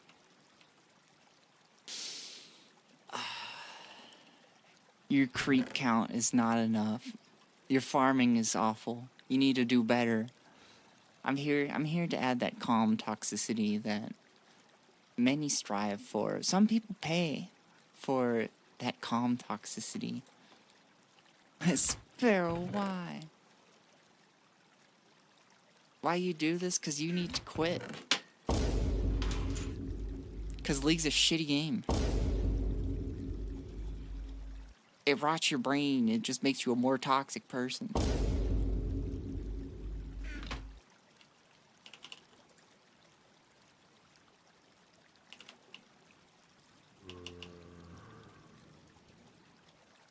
Ever since I quit League,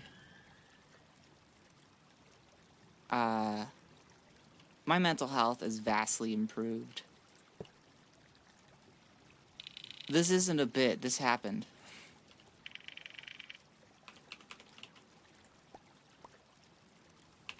No, I just got for... Jin, what are you doing? What are you... Stop. Get some help. Jesus is real, and he's gonna fucking kill you, little boy. Photon!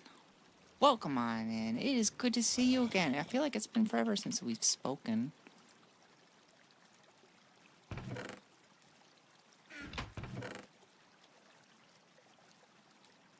It has been too long. This I button. I forgot. It's been so long, I forgot the in-joke, Botox. That's just how long it's been. It's crazy. It's just absolutely crazy. So crazy, I forgot. What am I doing? Oh, right. I'm trying to clean up the clogged pipes here. They have Sparrow's bit of a bird brain. Oh, wait, hold on.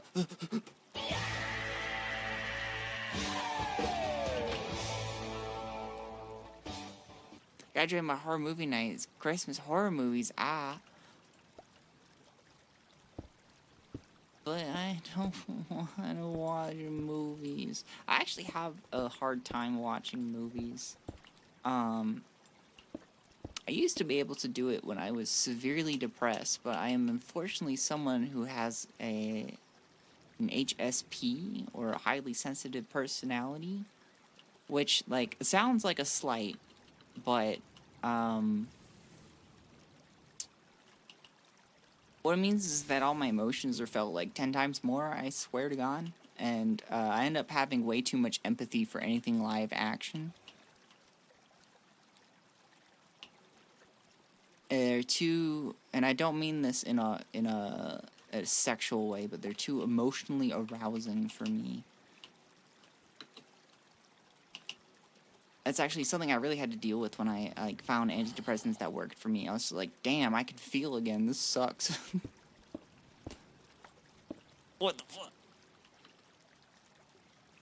I multitask and do diamonds.art while I use horror as a background noise. That might be the way for me. I might be able to do it. But I always want to yap during movies. Also play League, and then you can watch movies together.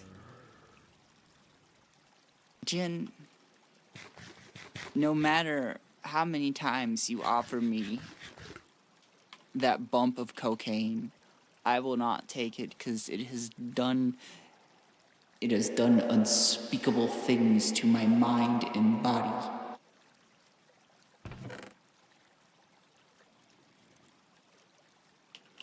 Just a little heroin.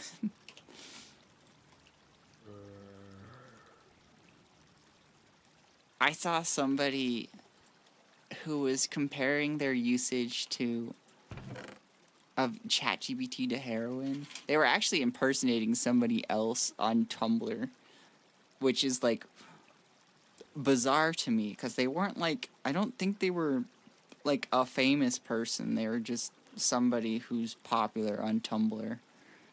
I don't know, a micro celebrity, if you will, which is very bizarre to me. But they were talking about how they had somebody who was impersonating them, and they made this statement where they were just like, ChatGPT is like heroin. You only want to do it once a week. Otherwise, you'll get addicted to it. And the poor guy is just like, that's not me. That's not me. I would never say that. Please don't do heroin. That was, there's like so many layers to that I was like, this really happens? This is a thing? What was I using this for? Is this where I throw in fluorite? Yes, this is the fluorite entry point. We just watched Don't Blink and I yapped the whole time. I wonder if anybody, like, muted you. Not saying that in, like, a rude way, just being like, God, Botan, stop yapping. I wonder if people, you know, do that with people who yap during movies. They're just like, I know how to solve this problem.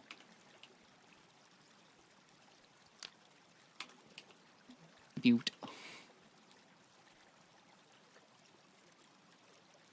Okay, so I need 1, 2, 3. I think 4 is also what we need. Is this going to be our hexafluorosilicic acid? I think it is. I would love to get it back all the way there, because I don't know, but I don't know how much stainless steel we have to be able to realistically do that. I was halfway through.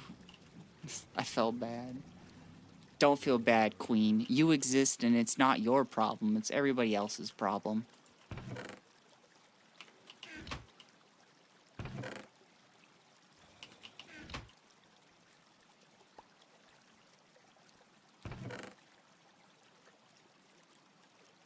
Okay, we're not stuck, right? Are we done? Yeah, okay, we're done processing.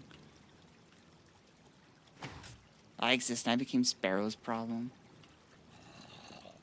See, like, guys, this is like, we're using code words here, really. Like, we're saying we're becoming problems with each other, but really what we're doing is we're having these things called normal human interactions, which is, like, crazy to think about, because, like, who around here is a normal human, but it's true.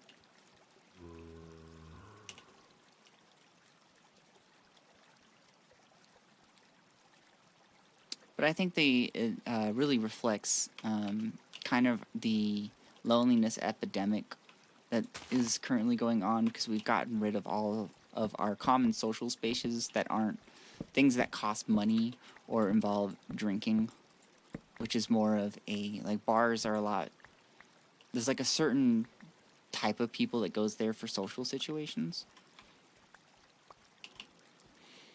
But, like, we've gotten rid of, like, common spaces where we would talk to each other. Because that's what we did in, you know, back in the day, is that we would, like, talk to our neighbors and stuff. But somewhere along the chase of the American dream of having a house to yourself with your own yard and living in a suburb, it causes us to lose a lot of our connection to each other. And so over time, this has caused us to view very normal human interactions to be, like, invasive and unwanted. And so we often use terms like sorry to bother you when we're just, like, trying to hang out. We apologize so much for, like, these things that need no apologies for. It's like, there's no need to apologize to, like, text someone, hey, can you help me with this? Or, like, you know, do you want to hang out?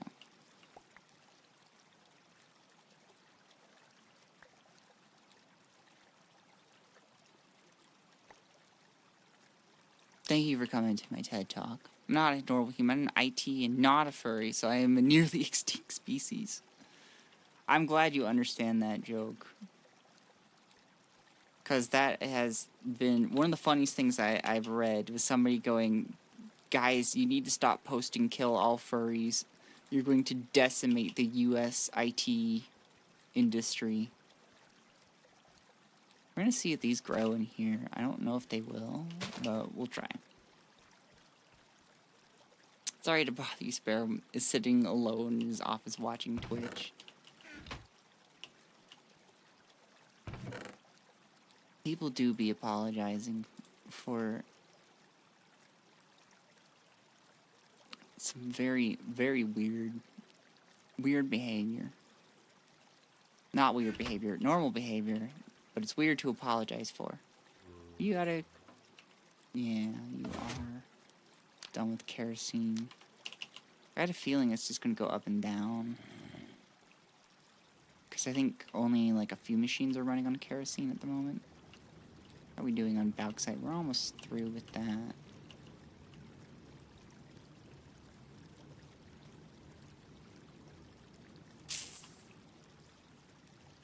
Ah, okay. What did I need for you? X4 silicic. Sand, that's right. We're gonna steal some of this. Sand.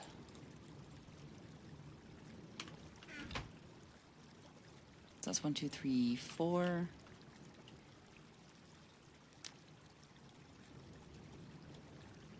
Love me some acid. We're just producing as much acid as possible. And I should have stainless steel around here somewhere. This is my stainless steel. I don't have a whole ton, but we got some. I need this in multiples of 3, which we have. We want...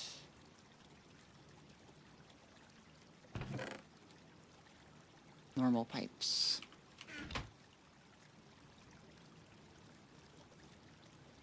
So want me to make another housing crisis after we buy houses, Sparrow? Make ours worth more? That would make ours look worth less, because houses are combined in value across an area. A whole housing crisis would make... We just lose a lot of money. Not if I do it right. Unless you're able to, like, short it. Which I don't know. I actually don't know if that's a thing you can do.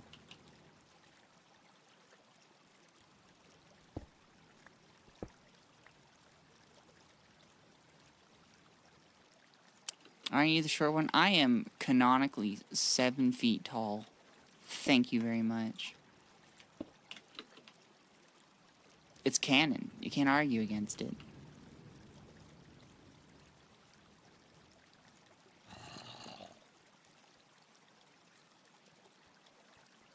Well, I'm 11 feet tall. I think we're both tall then. You're just taller. I'm just not as tall.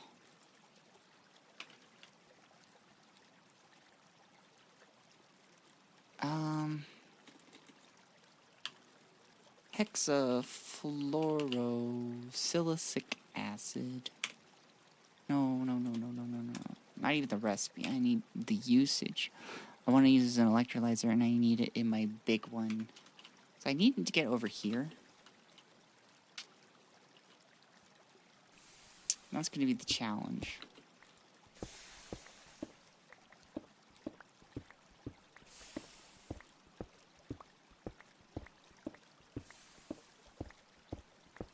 I'm going to do my best to line this up with my hallway.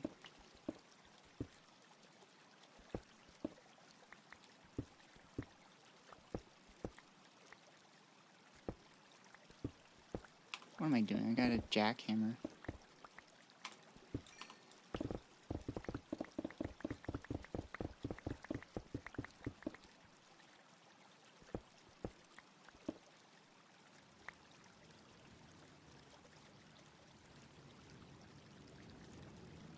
So I think I can get it this way. I think I overshot it a little bit, but that's fine.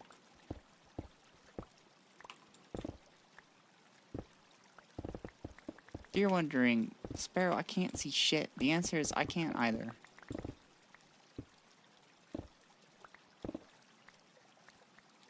So don't worry about it.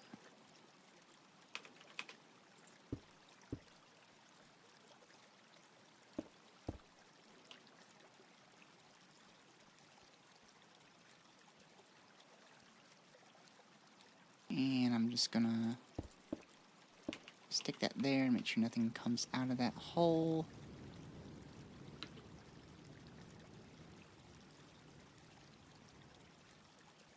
I know if you're under 250 pounds, I can eat you. But how far? Probably not that far.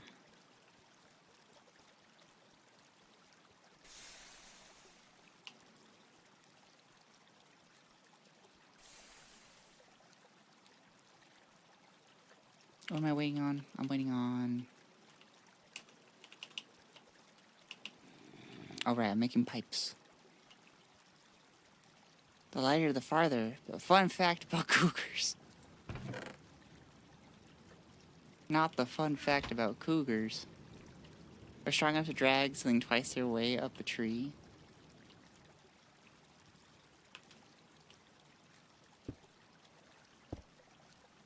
And half their age in the bed. Would I date a cougar, you might ask yourself. The answer is abso-fucking-lutely. Are you kidding me?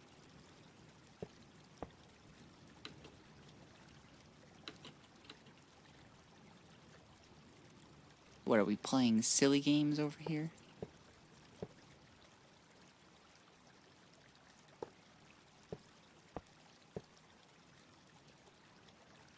Oh wait, I'm gonna need to...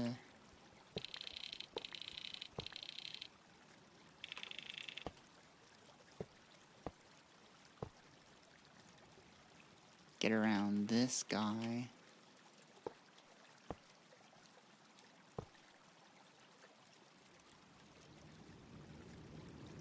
Got a feeling I'm gonna need to make more, which is a pain, but it is what it is. I did was fun. My one, she was 33.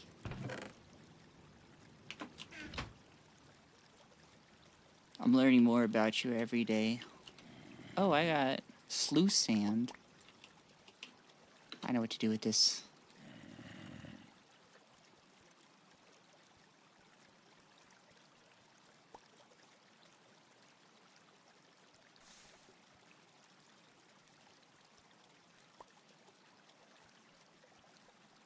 What are we doing on energy?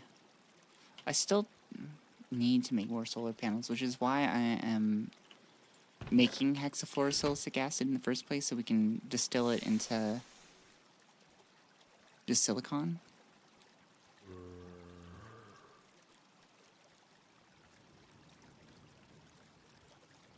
Once I was 29, he was 18, he had the weirdest pickup line. What? They're an 18-year-old? God damn it. They're too young. I mean, it is consensual. But also, Jesus Christ.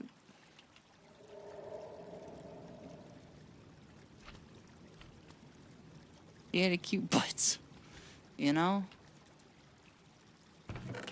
It is what it is, I guess.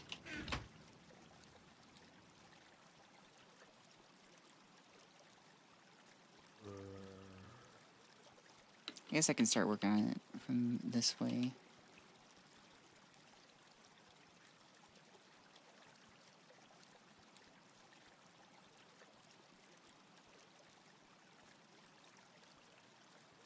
I don't know why I went around to start this, but, you know.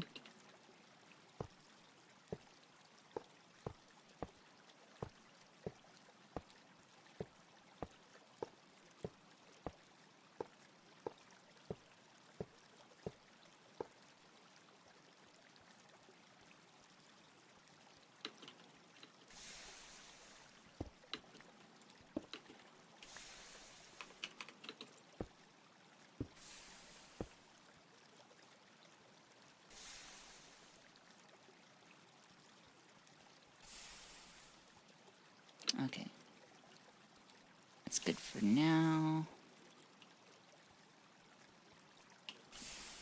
I'm gonna turn this off for a hot minute because I know we're running low on energy.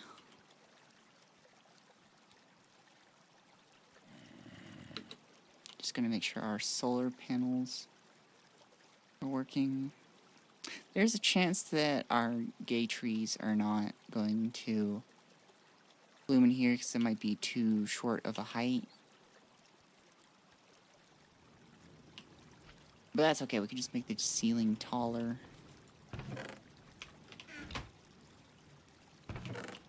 I might have actually enough, or we might be just short. We're gonna run low on gay wood. Oh, we got plenty more up top, because I wanted to make sure that... Because I only got one sapling, and so I wanted to make sure that I got a bunch, so I got a bunch up top.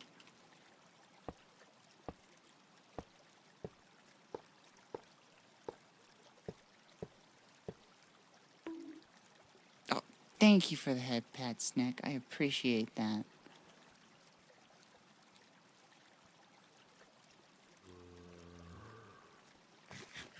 Also, ow, my head.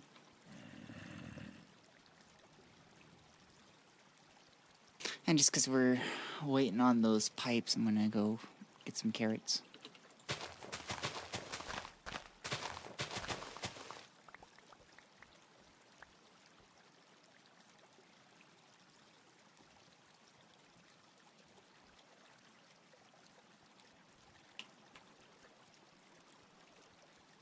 Carrots are good. It's one of the few fibrous things that I can have if it's cooked to soft.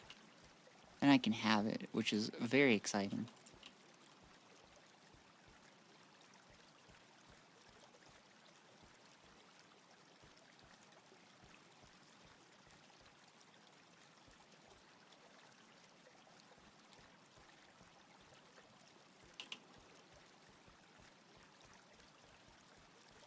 Oh, you know, since I am collecting rubber resin, I'm pretty sure we're out of latex. Let's go ahead and start this guy up. We'll reroute to here.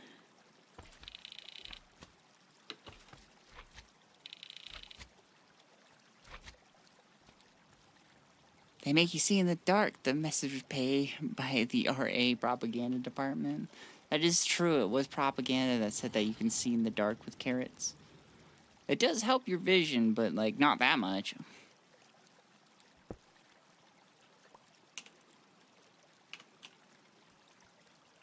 guess I'll just have a weird hole. Everybody's got a weird hole.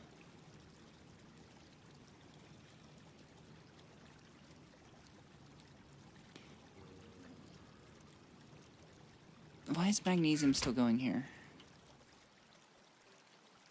Oh, that's why.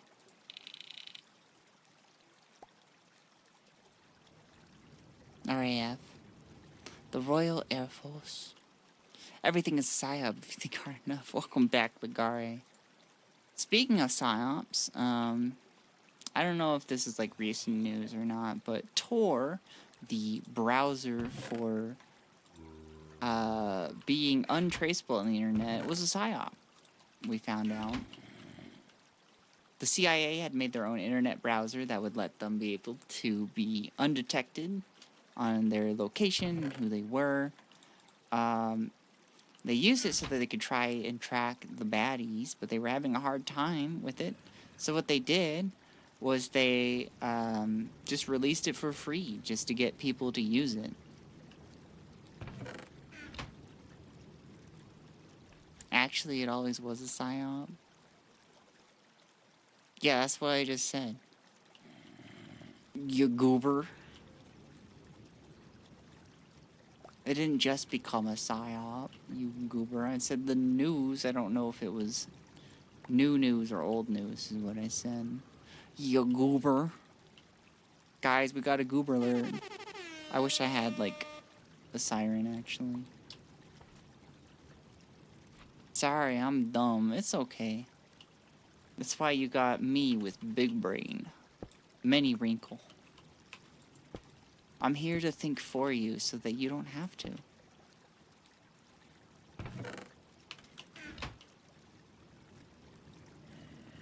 Let's be honest though, you just wanted to use the emoji. I know my audience. Guess let the cute bird make your financial decisions for you. Yes. You will spend all of your money on my Ko-fi. You will follow the link at the bottom. You will open up a credit card and spend, like, just absolutely max it out on my Ko-fi. Woo-hoo-hoo.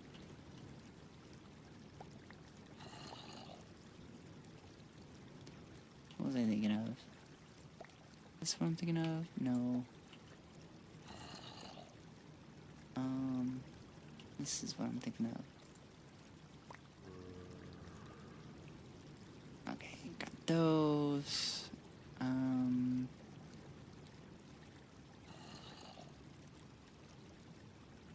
Is this really where I got my casterite from? Interesting. Okay, one sec.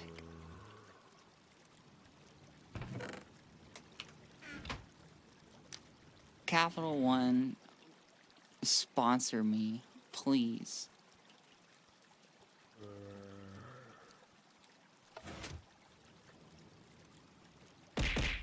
Ow. Snack with the 100 bits. Thank you so much. I appreciate you. Oh yeah, now that what do you call it? Now that's all processed, I should now have... Oh, hey. Well, I'll have you. You're going in here. But also, I should have Hubernite. I should have Wolframite. Which will net us a little bit of tungsten.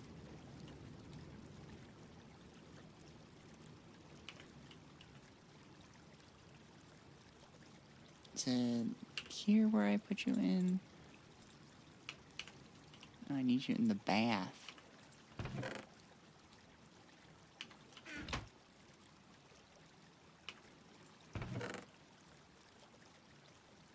Actually, I need to make sure everything's divisible by 3. I think. Is it 3 that I need you divisible by? 6 instead.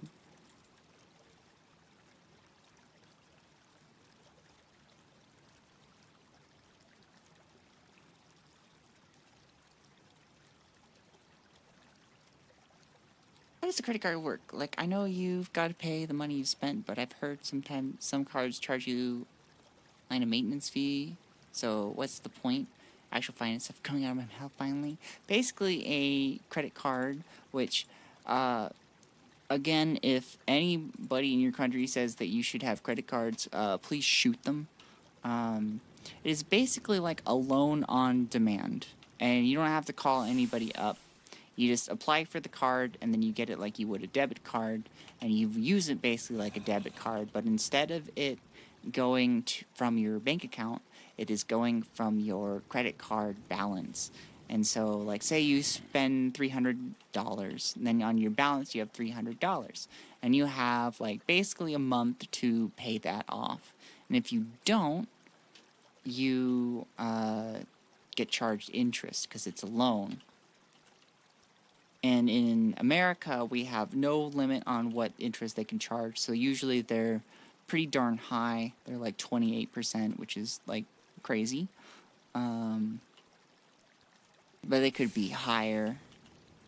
But the maintenance fee is basically their way of just taking more money from you. There's no real reason to charge it.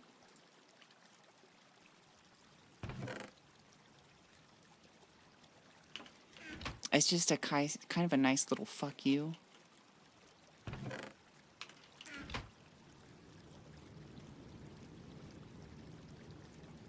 Usually banks will have it because they have the money to be able to handle people who default on their payments or people who are unable to pay back. But it is called unsecured debt, which means that it is debt that is not tied to any kind of collateral.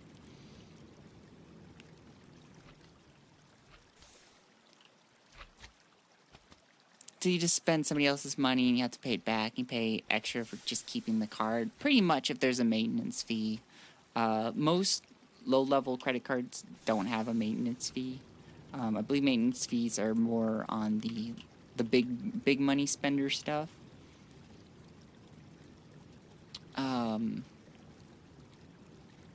There's one more point I wanted to say about them. Oh yeah, and in America we have, so you know how everybody jokes about the social credit score in China? We have that in America. It's called a credit score, and what it tracks is your credit worthiness, which is a very weird, wonky thing. Like if you're using loans, your credit score goes up. If you don't use loans, your credit score goes down. If you use loans but you can't pay it back, your credit score goes down. And they are tracked by these things called the credit bureaus. Which there's like a couple of them, I forget their names, but there's like 3 of them that are there tracking. And when you go to apply for a loan or like you're wanting to rent a house, those people can ask for your credit score. And so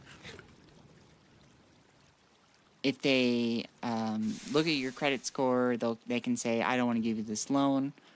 Or they can say, yeah, I think you're credit worthy enough to have this loan. But your credit score also goes down when they look. That's just the thing. People look at your credit score and it just goes down. Because credit companies are just like, fuck you. I've been bullying a femboy to learn the history of Edmund Fitzgerald. I'm doing God's work.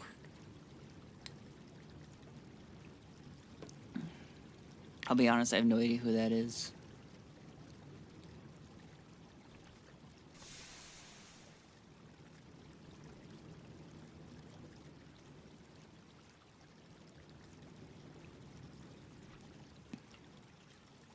Dear God. Yeah, it's like a really fucked up system. We had once upon a time, from in like the 70s, we had a law that restricted how much interest a credit card company could charge. And then Reagan happened, and as per usual, things got worse. And we got rid of that law. Now there's no limit. It's unlimited. Looks like I am short here on pipes. So I'm gonna need a light for this. I'm stealing this one. So, should I acquire a credit card? Only if you're gonna max it out on my Ko-fi. It's the only way I'd recommend it.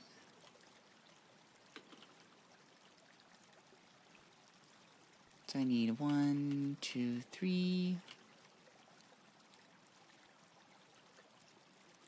Where am I? 3, 4, 5, 6, 7. 7 times 3 is 21. Unlimited credit, lightning hands. You do have a credit limit.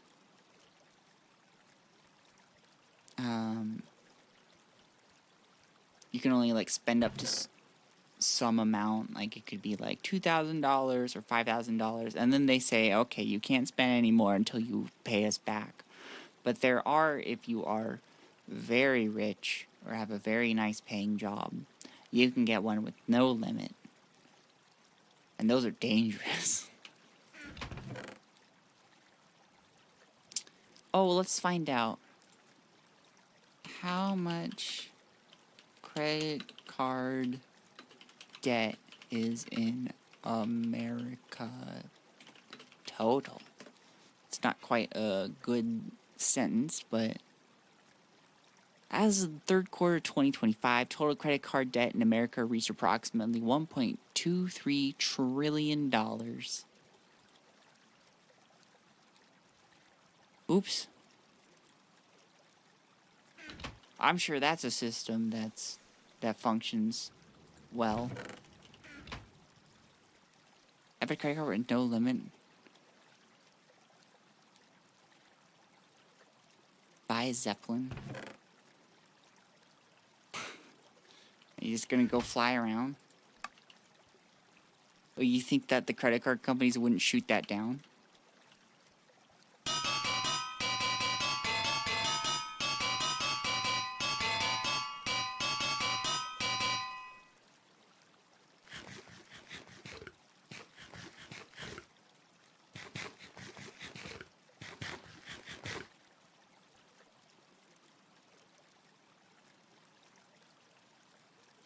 I don't remember the number I said.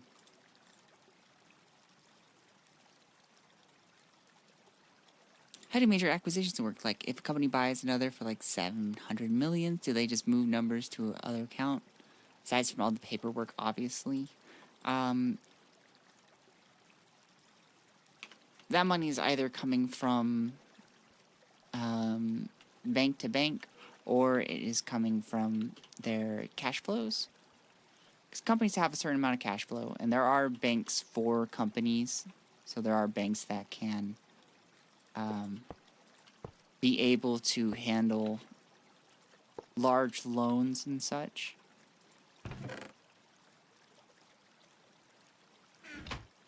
But usually an acquisition is they're paying the owner, or if it's actually, if it's publicly traded,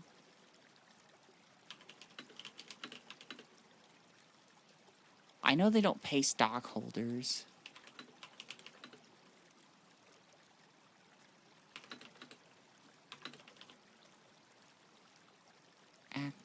Acquisition on a publicly traded company. It's either their board of directors or CEO.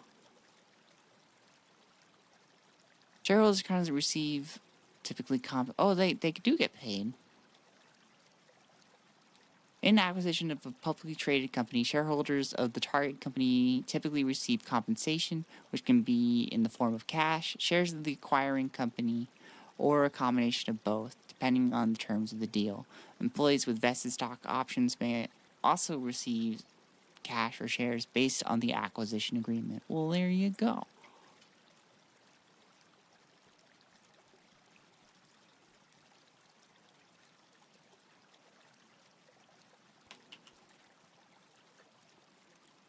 And now I'm processing hexafluorosilicic acid. Life is good.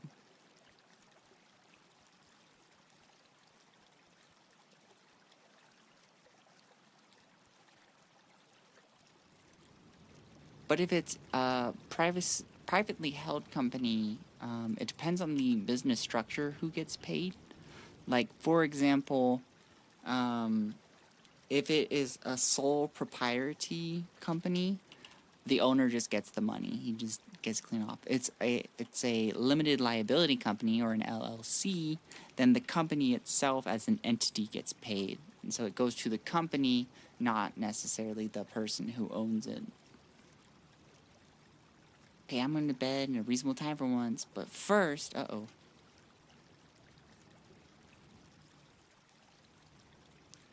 Why did I say uh-oh? Because I'm scared. I have fear.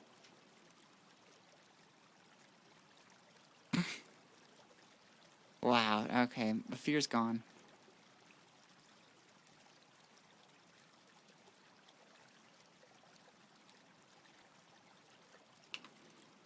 Okay, I got a lot of netherrack, I'm gonna run it in the centrifuge here.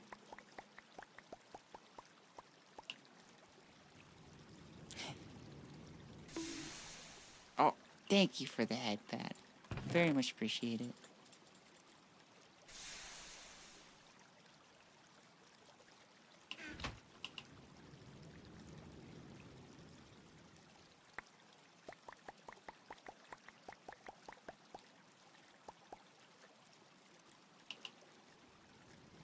Good night, Snack. Sleep well.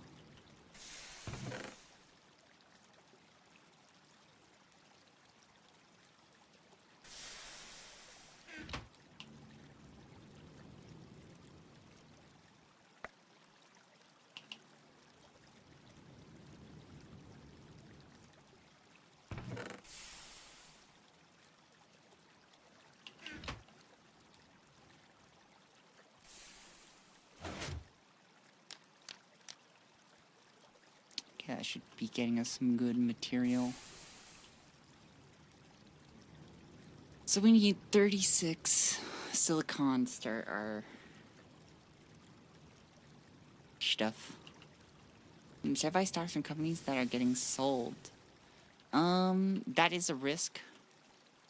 You don't know how much you're getting compensated, and you don't know if how much you are buying the stock for is more than or less than what the company is paying you. So it would be a speculative investment. So it'd be like $2. Maybe, you don't know. Obviously, the more you invest, the more you get, or the... No, it'd be more in both cases if it goes up or down.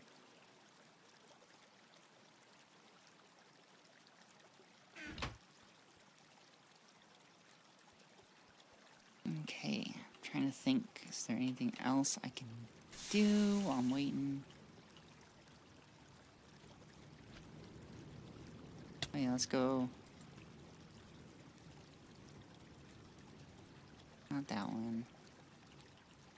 Are you...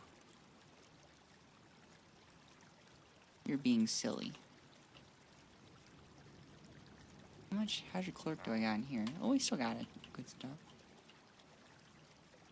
So cool to think a company's going to buy me dinner, not gonna lie. If you're lucky.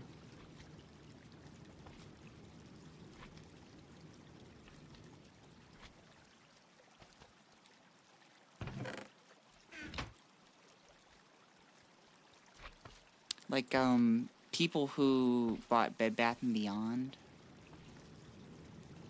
when it declared bankruptcy, that got acquired, but they did not get hardly any money for it. And they're like, did it get acquired? Hold on, I want to make sure I'm not spouting this information.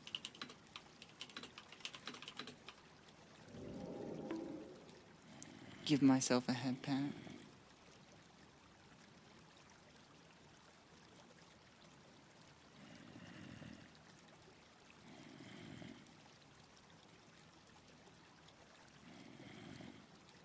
So they did not get acquired, but they did file for bankruptcy. And it looks like they closed all their physical stores, and they're saying that this year the chain will be reopening a brand new storefront under a new name, making the beginning of a new chapter. So a lot of people thought it was going to be acquired by somebody as it was going out of business. Which, there's a small little cult of people who own like a shitload of Bed Bath & Beyond stock.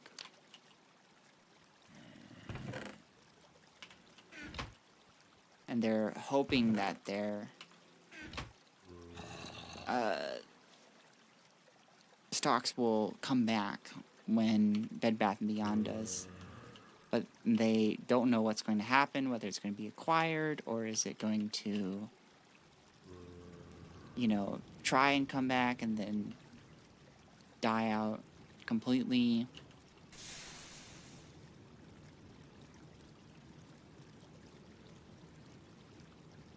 As far as I know, at least. How do I make this into carbon again?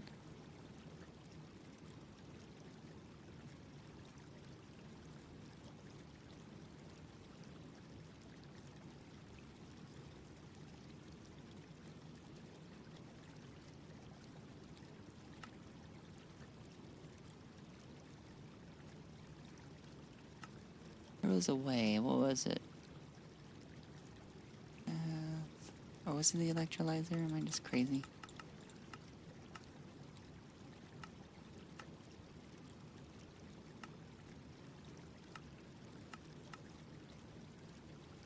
There was a way. What was the way?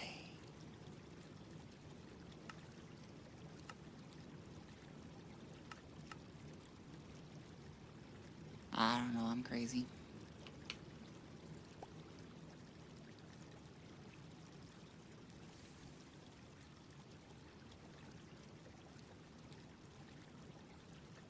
Stibnite. You go in here.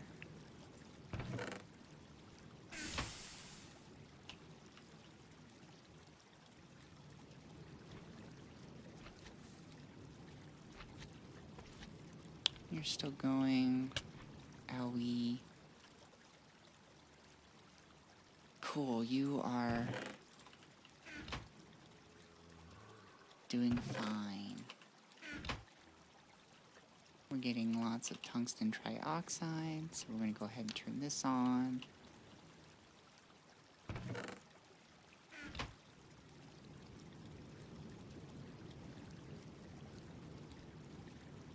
You have run out of sand.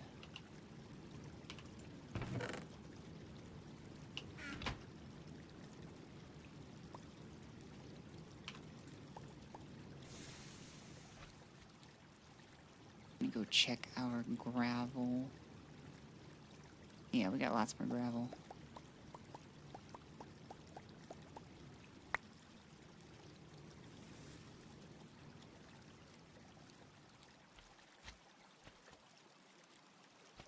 You're full up on latex. I should really make a tank for it.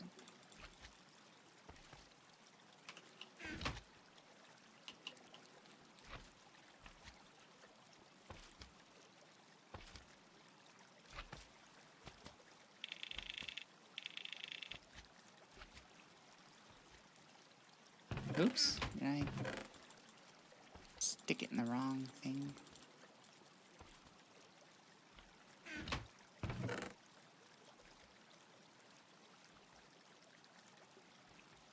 This will get us more sand. Deep slate, what can I do with you?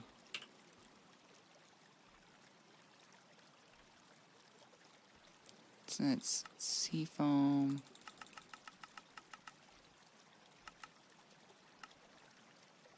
Concrete dust.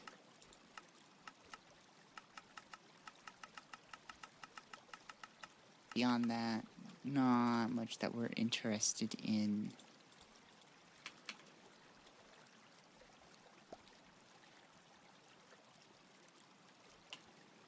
And a bunch of rocks. Yeah,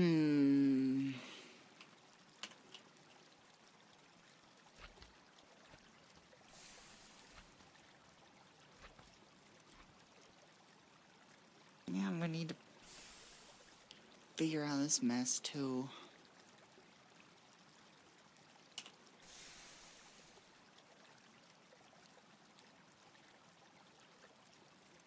Oh no, I'm looking at some large crucible Gregtech 6. Don't mind me, just give myself head pats and throwing shit.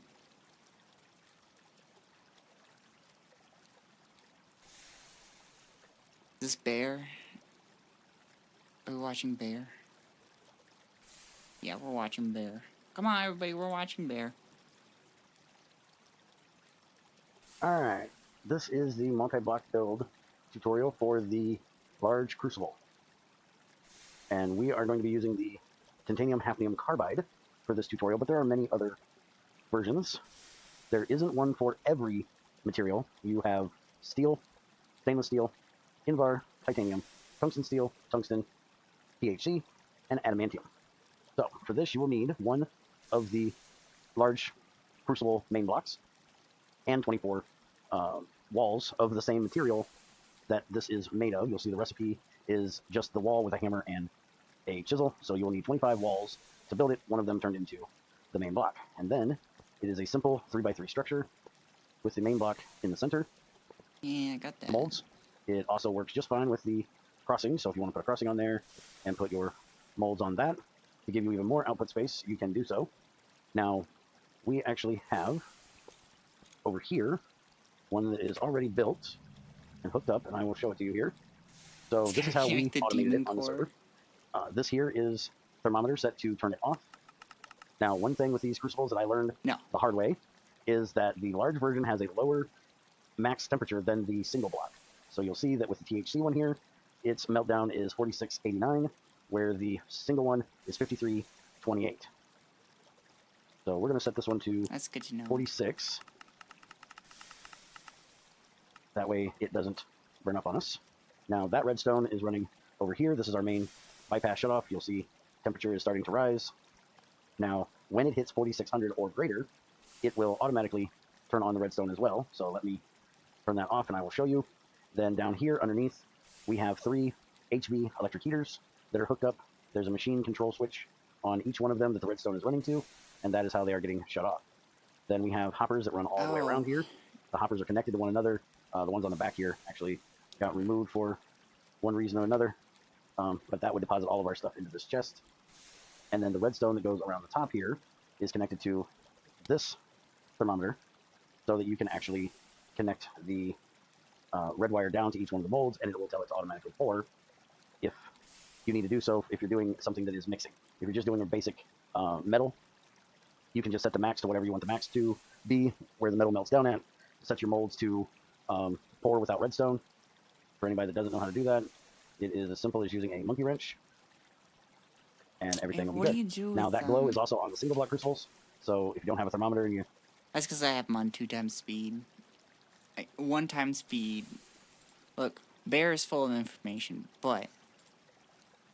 You don't have to worry so much about not getting too close to the critical point. Yeah, this is normal speed. Because it will start glowing within 1,000 of the melting temperature of the crucible. It has nothing to do with the boiling point of the material inside the crucible, only the crucible itself.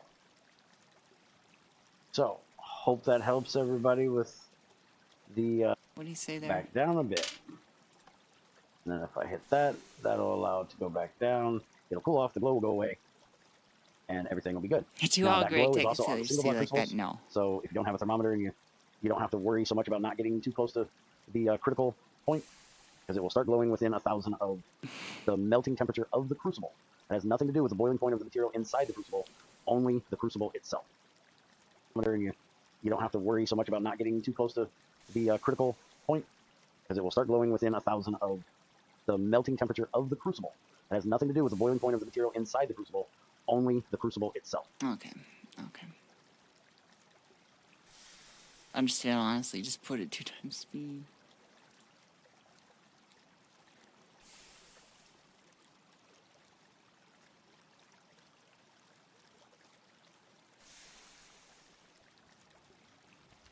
So, like, if I'm making an output of 432,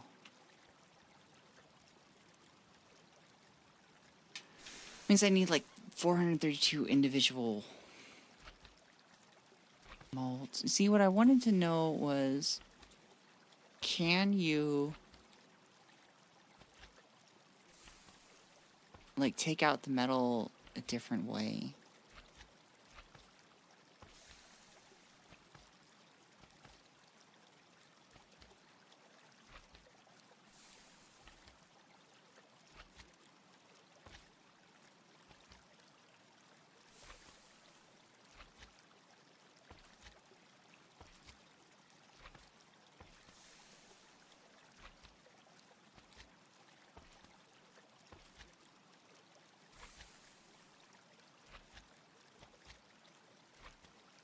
No, it just has to be...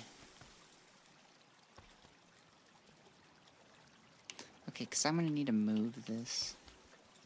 I need my higher tier wrench.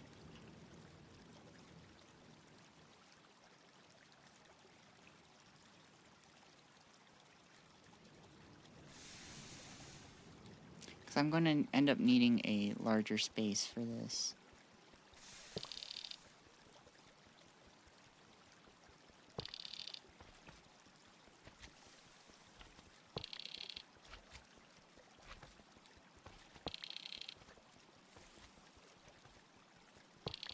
Because this is going to be used for steel production on, like, a mass amount. I'll figure out those numbers later.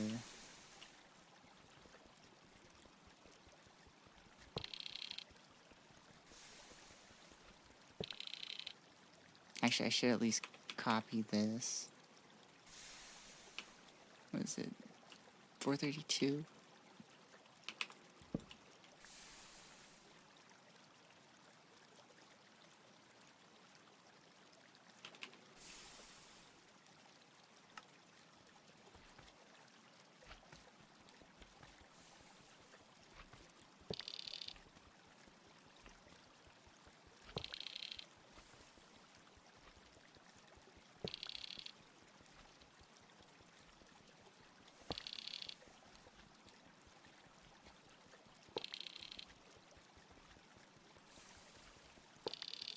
Yeah, because I'm going to want, like, a lot of steel, because I'm tired of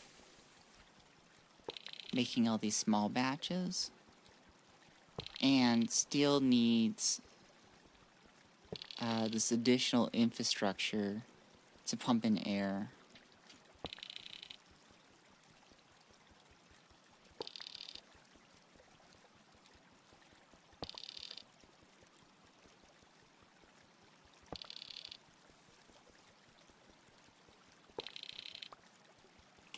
Wait, was that?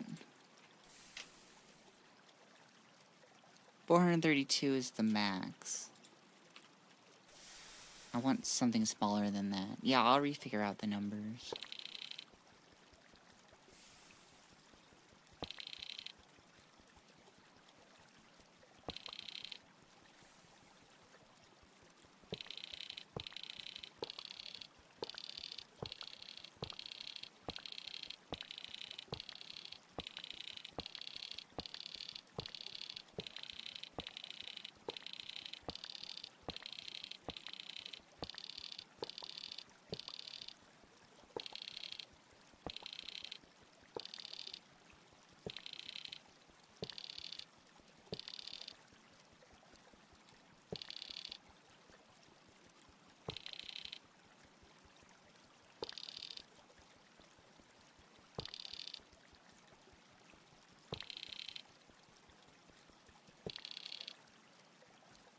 Right, and this distilled water. And we need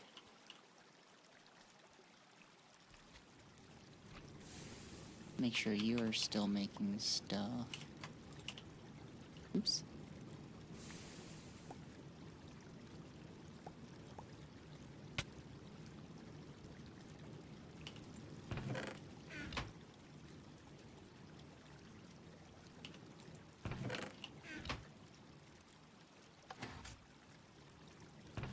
Oh shit, I still had a little bit left.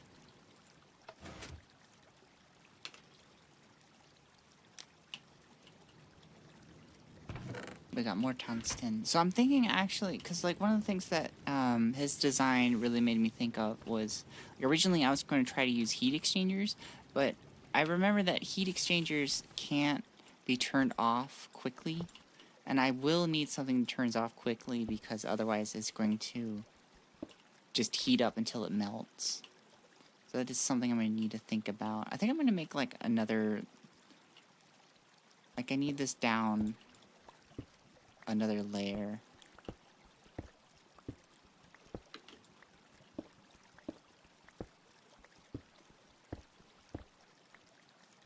We're going to need it downstairs.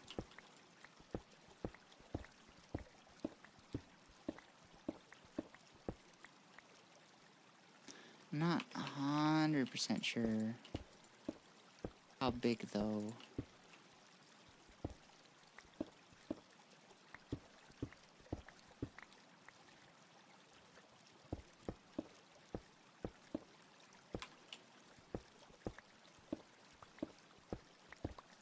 I do want, I think, one more.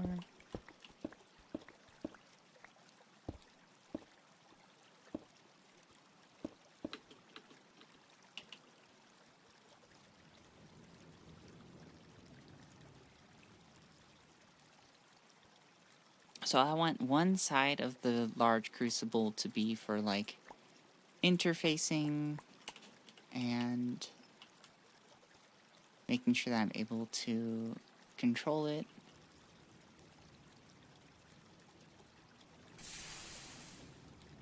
And then I want... Oh.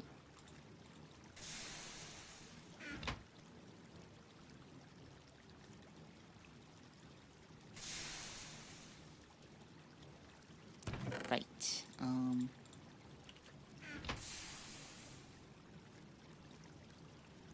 Let me just... I have to take care of that real quick. Just chuck things in here.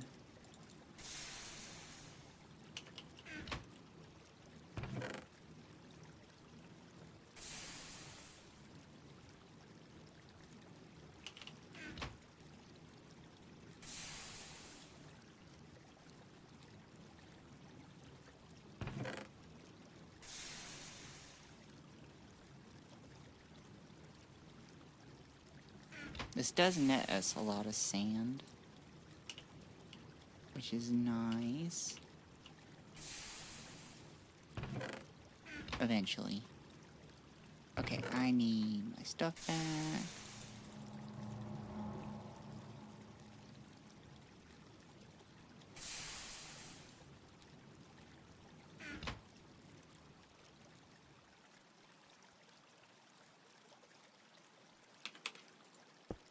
I think this is... maybe one more.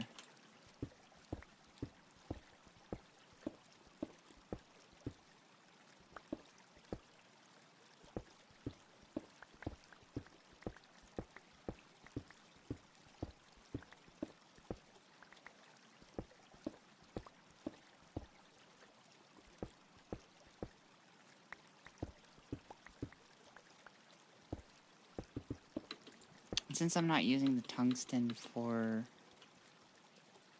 this anymore, I'm going to... Yeah, okay. Use it for probably making tantalum hafnium carbide. Well, like being able to do those high heats, or actually I don't really know. Why don't I not promise it to something and then we can just use it again in the future? That's it. I need some goddamn torches.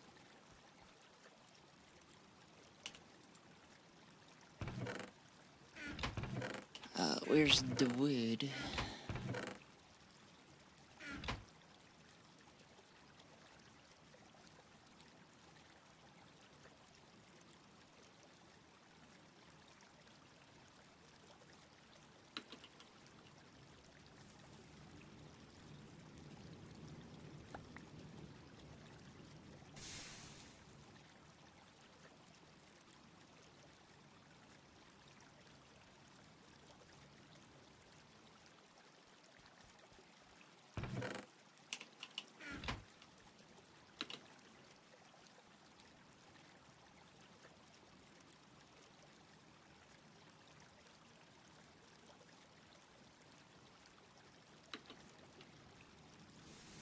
Okay.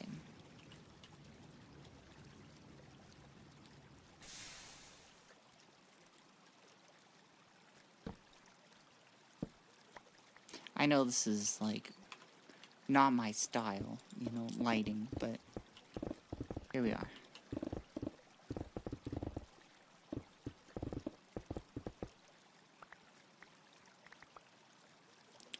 Let's do one more layer. We are going to need to put flooring in this.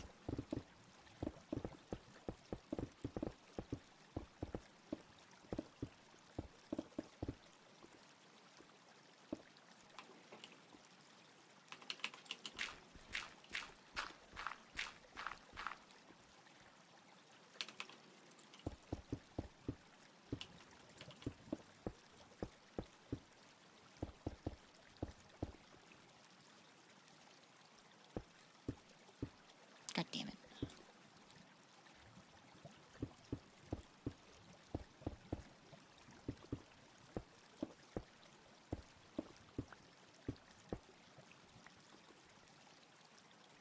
1, 2, 3, 4, 5, 6. I do want...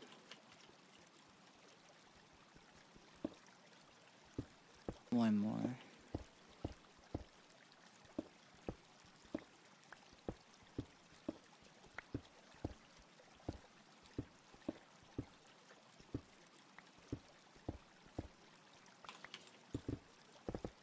I'm using my pickaxe so that it's a bit more controlled, because then I make mistakes like that.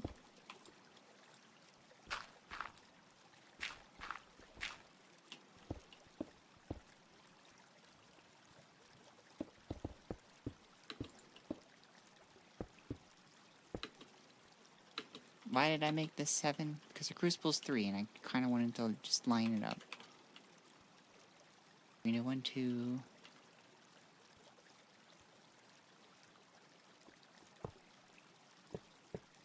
Start it there.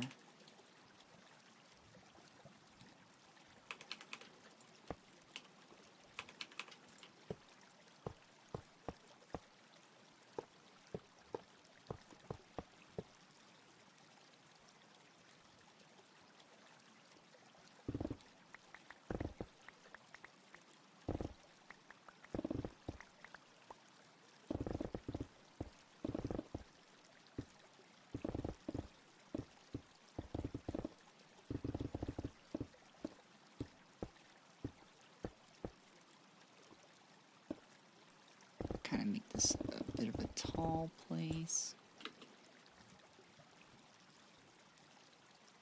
We're just gonna make sure that none of this gets in the crucible.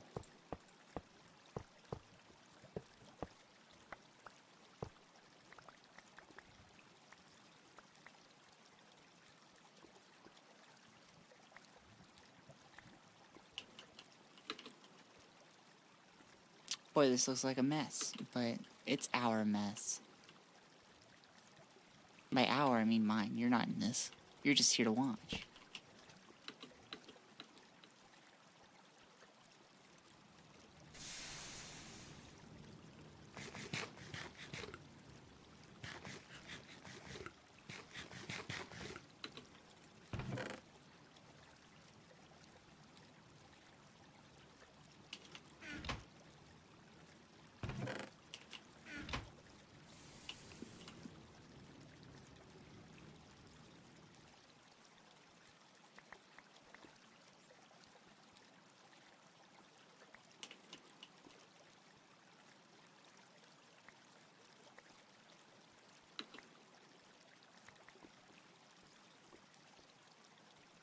Oh no.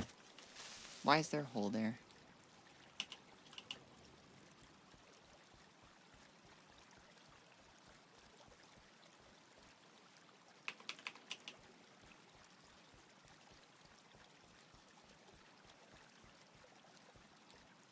Please come away from my machine in case I make a mistake.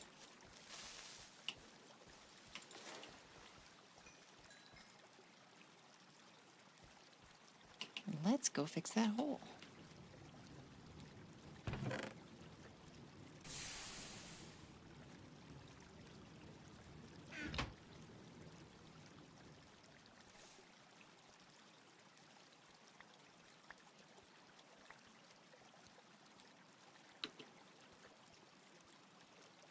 Oh, I think I have to pipe there. And then I took it out. That's probably why. I'm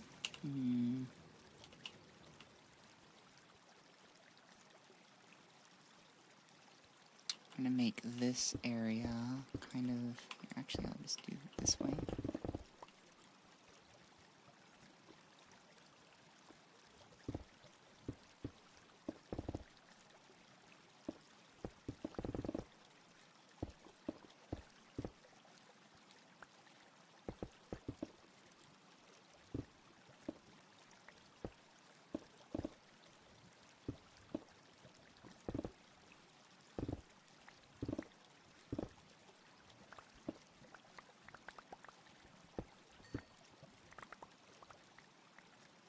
do want to make kind of a room for the boilers that is a bit more secure, so we're gonna cover this up with red granite.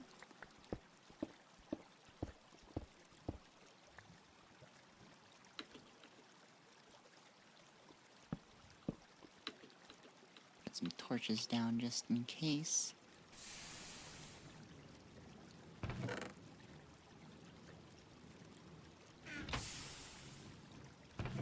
We are done with our nether rack. Awesome.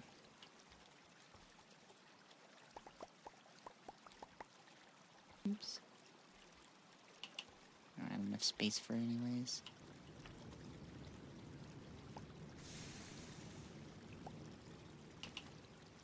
Make sure this process is still going.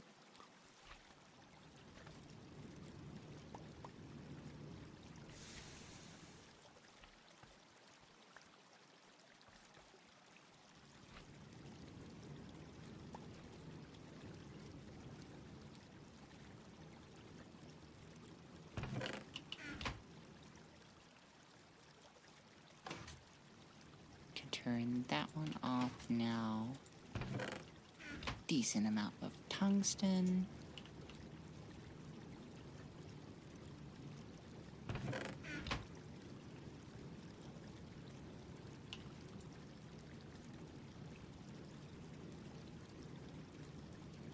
It looks like we're about out of fluorite.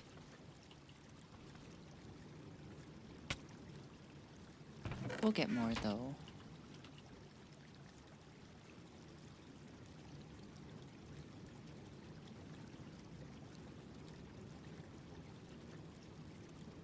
I'm gonna shut this one off.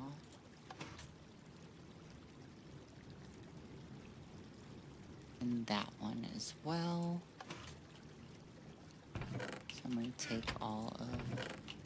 No, all the sand needs to go where it already is. That's good.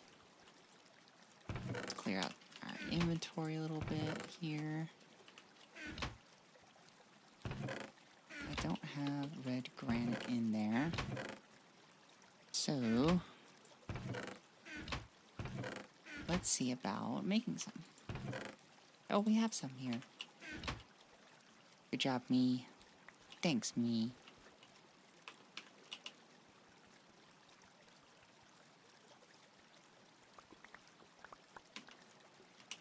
Why is my red granite disappearing?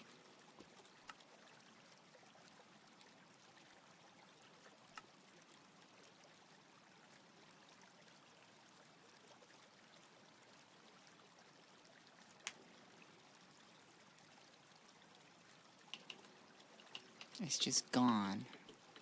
That's so cool. Love that for me. Maybe it didn't register that I took them. I'm hoping that's what it is.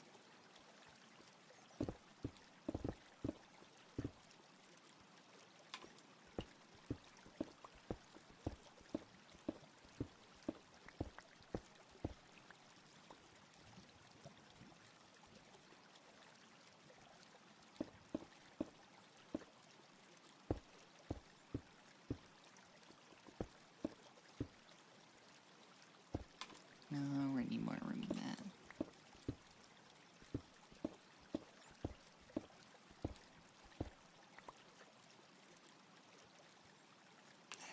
Yeah, we're gonna have to go into here.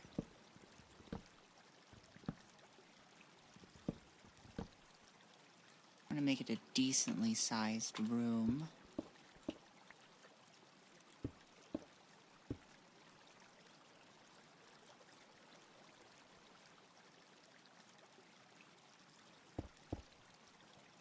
Fuck it, I don't want to get the spider web down, because that means I have to go get the tool for that. We're just gonna skip.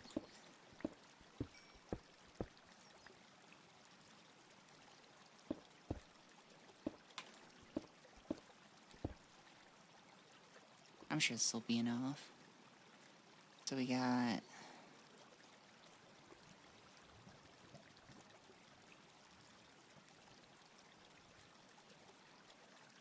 thinking, processing. Maybe I'll make it go out the back.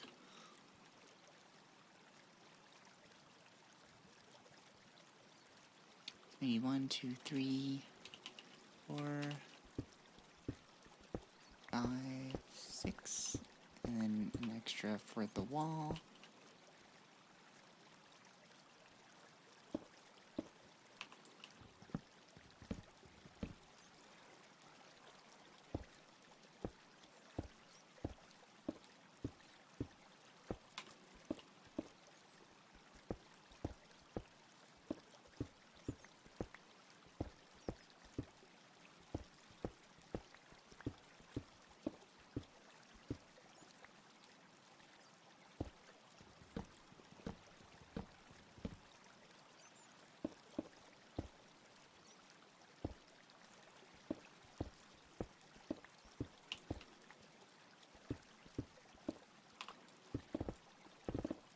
Okay. There we are.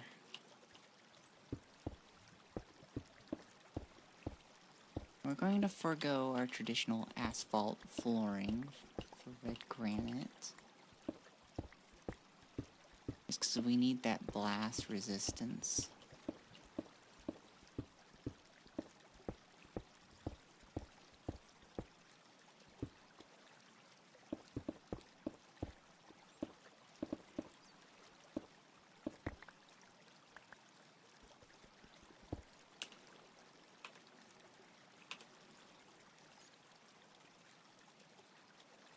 Where your models look straight up to the right. I was good to see streaming. God damn it, did we get decalibrated? I appreciate you saying something.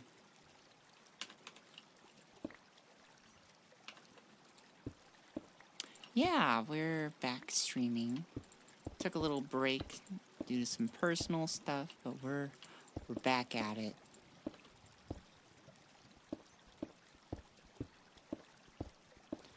More confident than ever.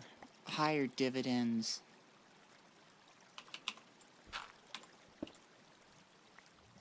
I need to remember when I leave and come back to just recalibrate.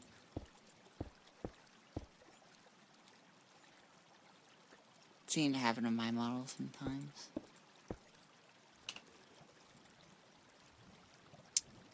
I didn't know you were a Vtuber. Am I subscribed to you? No, I'm not. Do you stream more on Twitch or YouTube?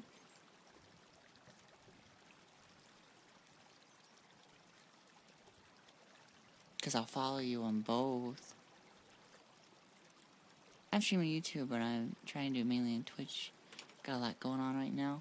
That is A-okay. Is it the same name? Unfortunately, I do not read Japanese. I wish I did. It'd be a true weeb's dream.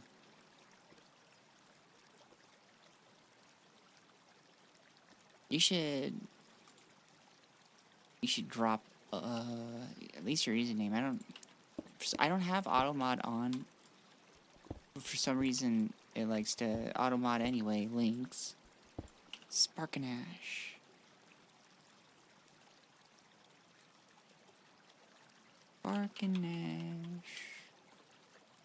Sparkanash, follow.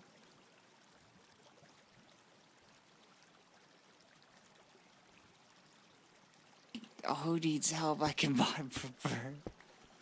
You're all good. We fixed it. You can go back to your league.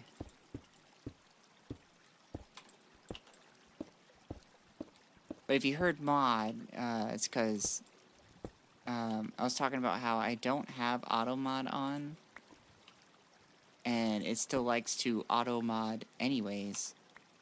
Because often I get people trying to send links, and YouTube's like, oh, no, no, no.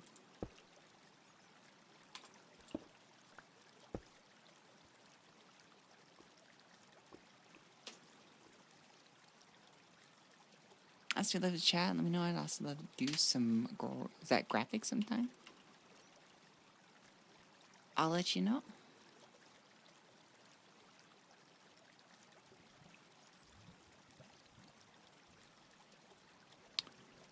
think what I want is for this to be like a wall with pistons where I can step on the button and then go through.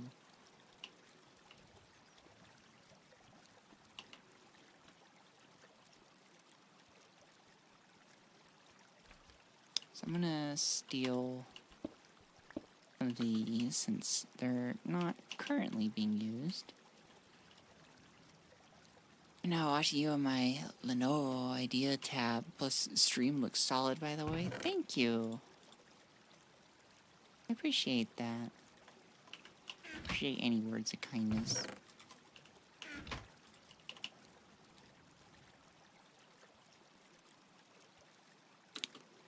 What am I doing? This. Let's cover up that hole. I don't know what Lenovo is. You should tell me about that. What is Lenovo? By the way, I see you have stocks down there in the bottom of your display cap. I do. It's I have an account for what my viewers have given me. Mainly because I'm not quite at Iron Mouse level yet. Still working on that. But in the meantime, I figured I would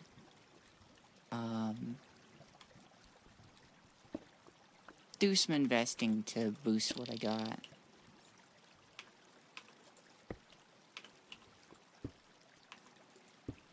I want it like that. Yeah.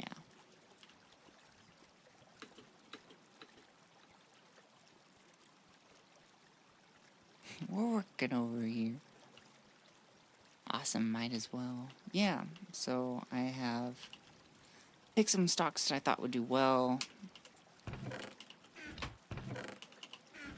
And hopefully it'll, you know, hopefully I'm not making a stupid choice and losing all my money. That'd be really cool. If I didn't lose all my money, I'd be a big fan of that.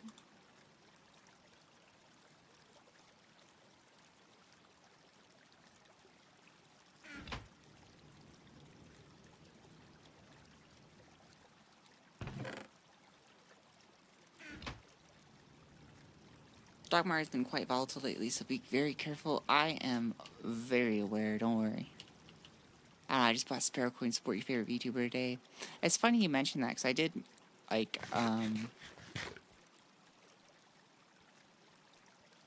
mention I kind of wanted to do, just because I'm the finance VTuber, do my own coin, and just call it Scam Coin. And I just advertise it as a complete scam. But it's Sparrow. It's basically Sparrow coin.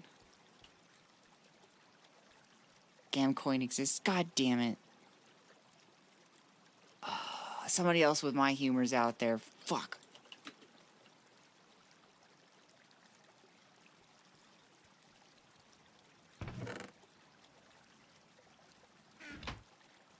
That'd be so fucking hilarious. I'd want it to be more like, rather than like a cryptocurrency, I'd rather it be like a collectible, you know?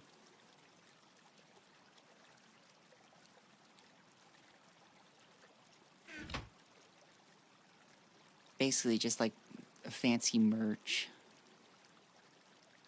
That would be cool to me.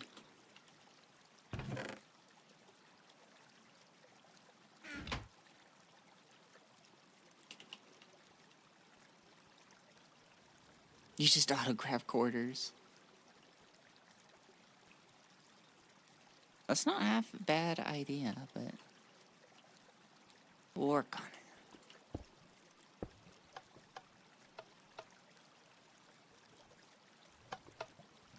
So I need these to be already activated.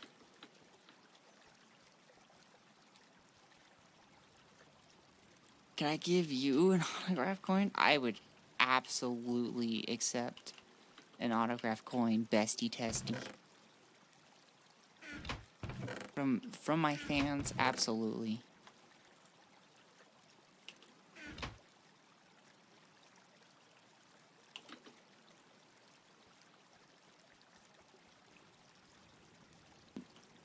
Oh, I want sparrows. I'll take anything you're wanting to give to Manager Jin.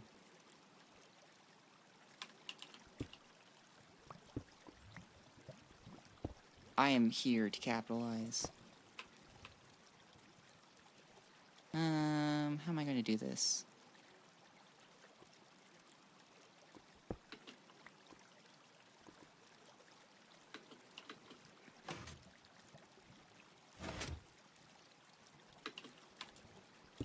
Okay.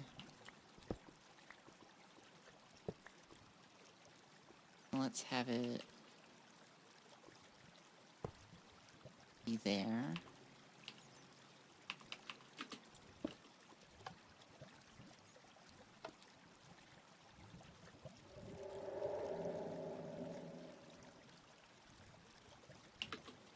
I think I'm gonna need some redstone torches.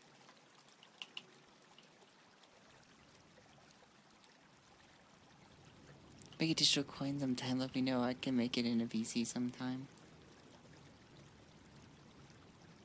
Wait, you're gonna make... You're gonna make crypto in a voice chat? What? Huh? I'm getting robbed. Good. You know what you did. You're a League player. I'm just gonna say signed by Testy, and you flip it over and it be a middle finger. I'd expect nothing less.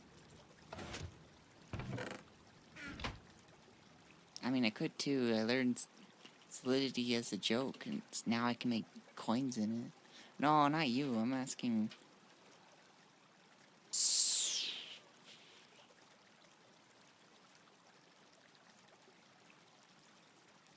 Borganash. I make coin in your face sometimes, /Vtuber for your merch idea. That sounds fun. Bro, has anyone donated you the $500 for the spicy drawing of you and said person? No. I'm still waiting. The offer's still up. If anybody donates $500, I will use some of it to draw me paying whoever.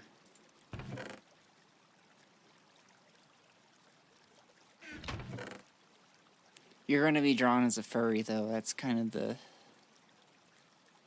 the downside. If Sparrow ever has it not safe for work, it can be only feather or hot wings. I would accept hot wings. That's funny.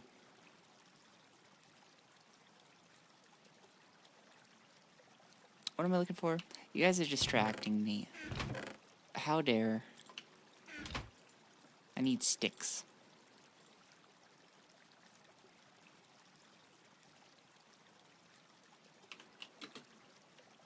I'm just gonna make a bunch of redstone torches.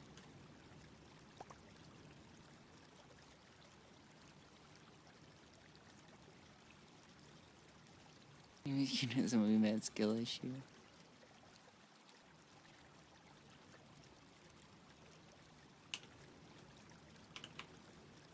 Bear wants to draw people like a French whore. You don't have to censor yourself. We're all adults here. You can say those words.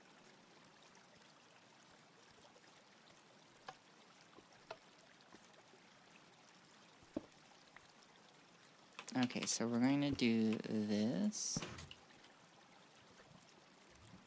And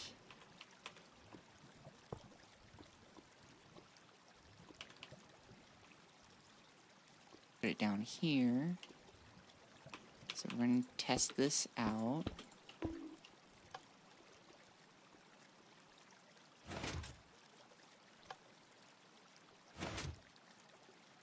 Okay, that doesn't work how I thought it would. Thank you so much for the head pat. Can I be the whore? Only if you donate $500.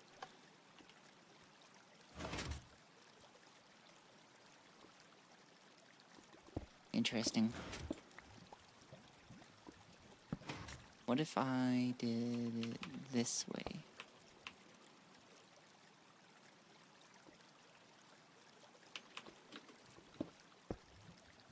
Sparrow pimping out her mods, wild. Hey, in this economy, you gotta do what you gotta do.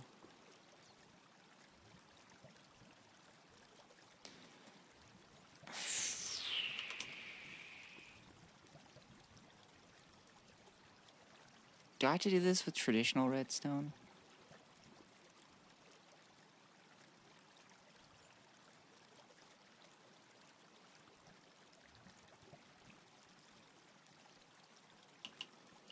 I got to mod the first 5 minutes joining Sparrow chat. It's true.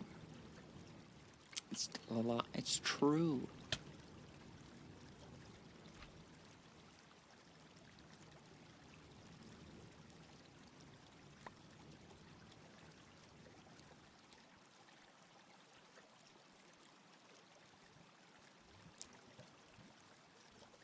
I would have left if I didn't want to be here. I sure hope people leave if they don't want to be here.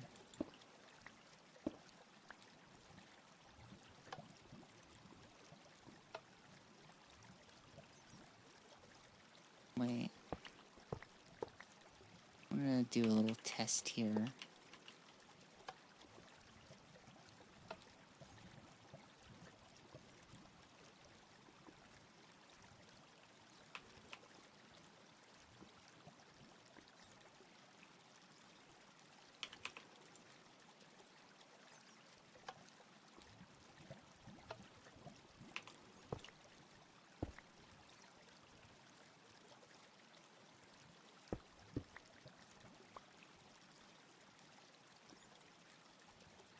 Okay, so let's stick this. No, not there.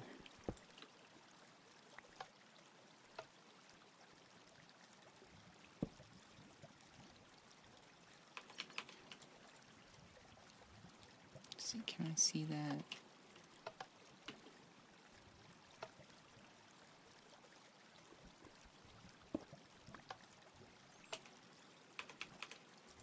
Sparrow struggles with redstone, the episode.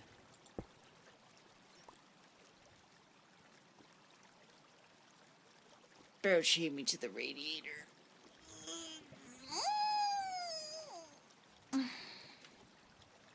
You know me.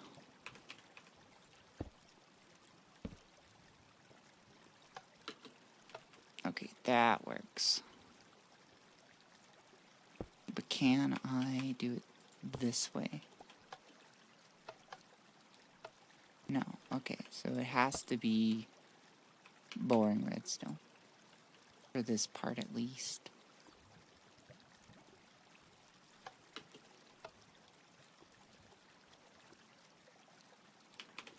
And I bet I can... Can I connect this? Yes, I can.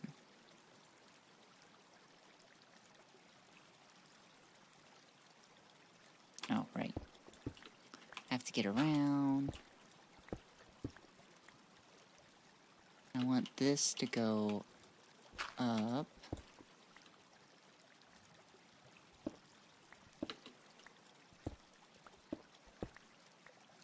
To here.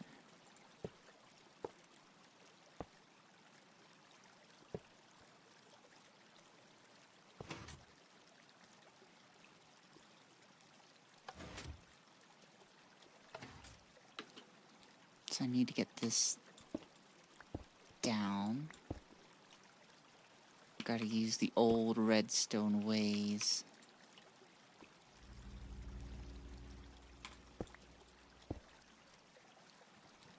Oh, I can... Sparrow does not remember the old ways.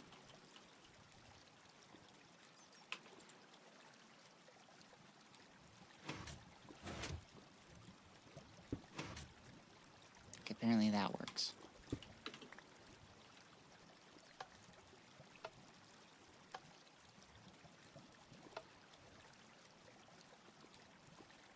Something's not quite right.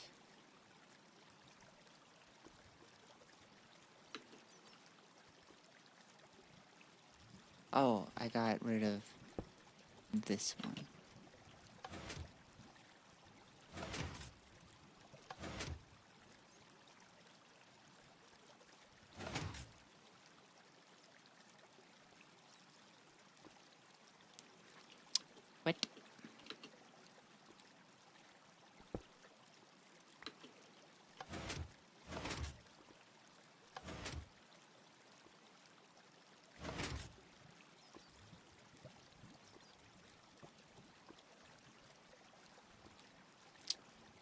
Well, okay, that's not gonna work. Oh, wait. Since it's working for the top one, it should work for the bottom one.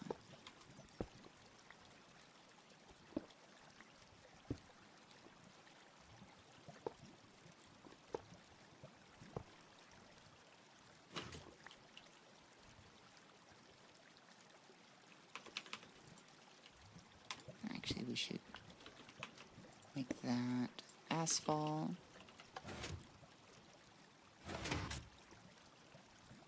What?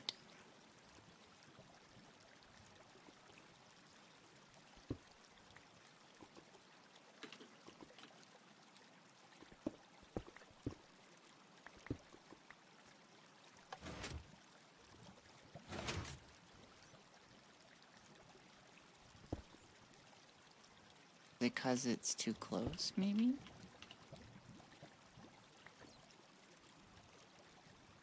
Sparrow, I swear I have bad aim. I never hit with you with the damn tomato. I've only used this so many times.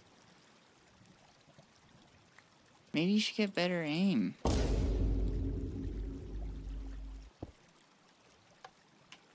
Oh, what, you want it baby mode? Is that what you're asking for?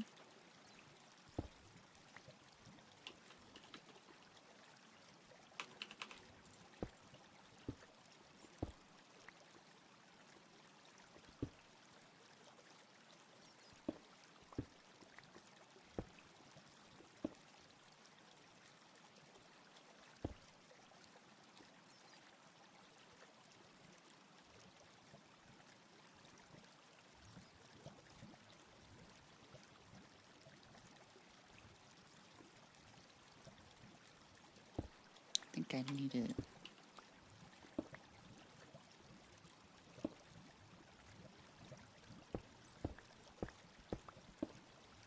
Something a bit more straight on.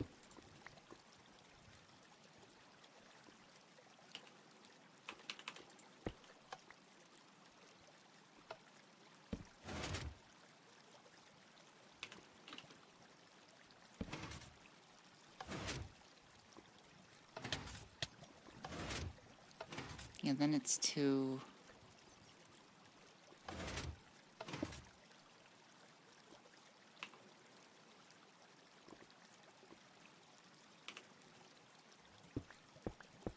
I'm an idiot. I can do this with a lever.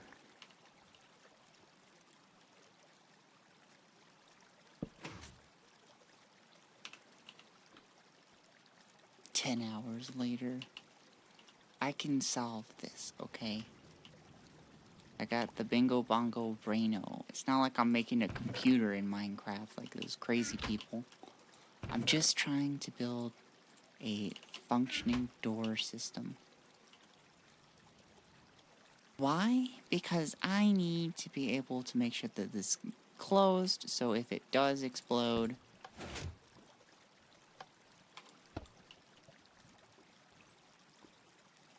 it doesn't leave its vicinity. I just wish this was not visible. I figured it out.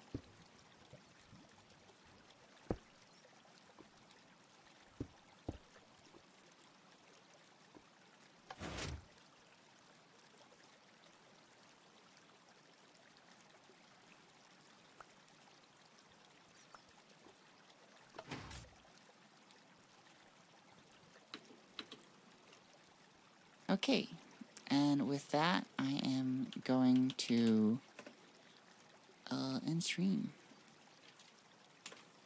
Get out of here, YouTube.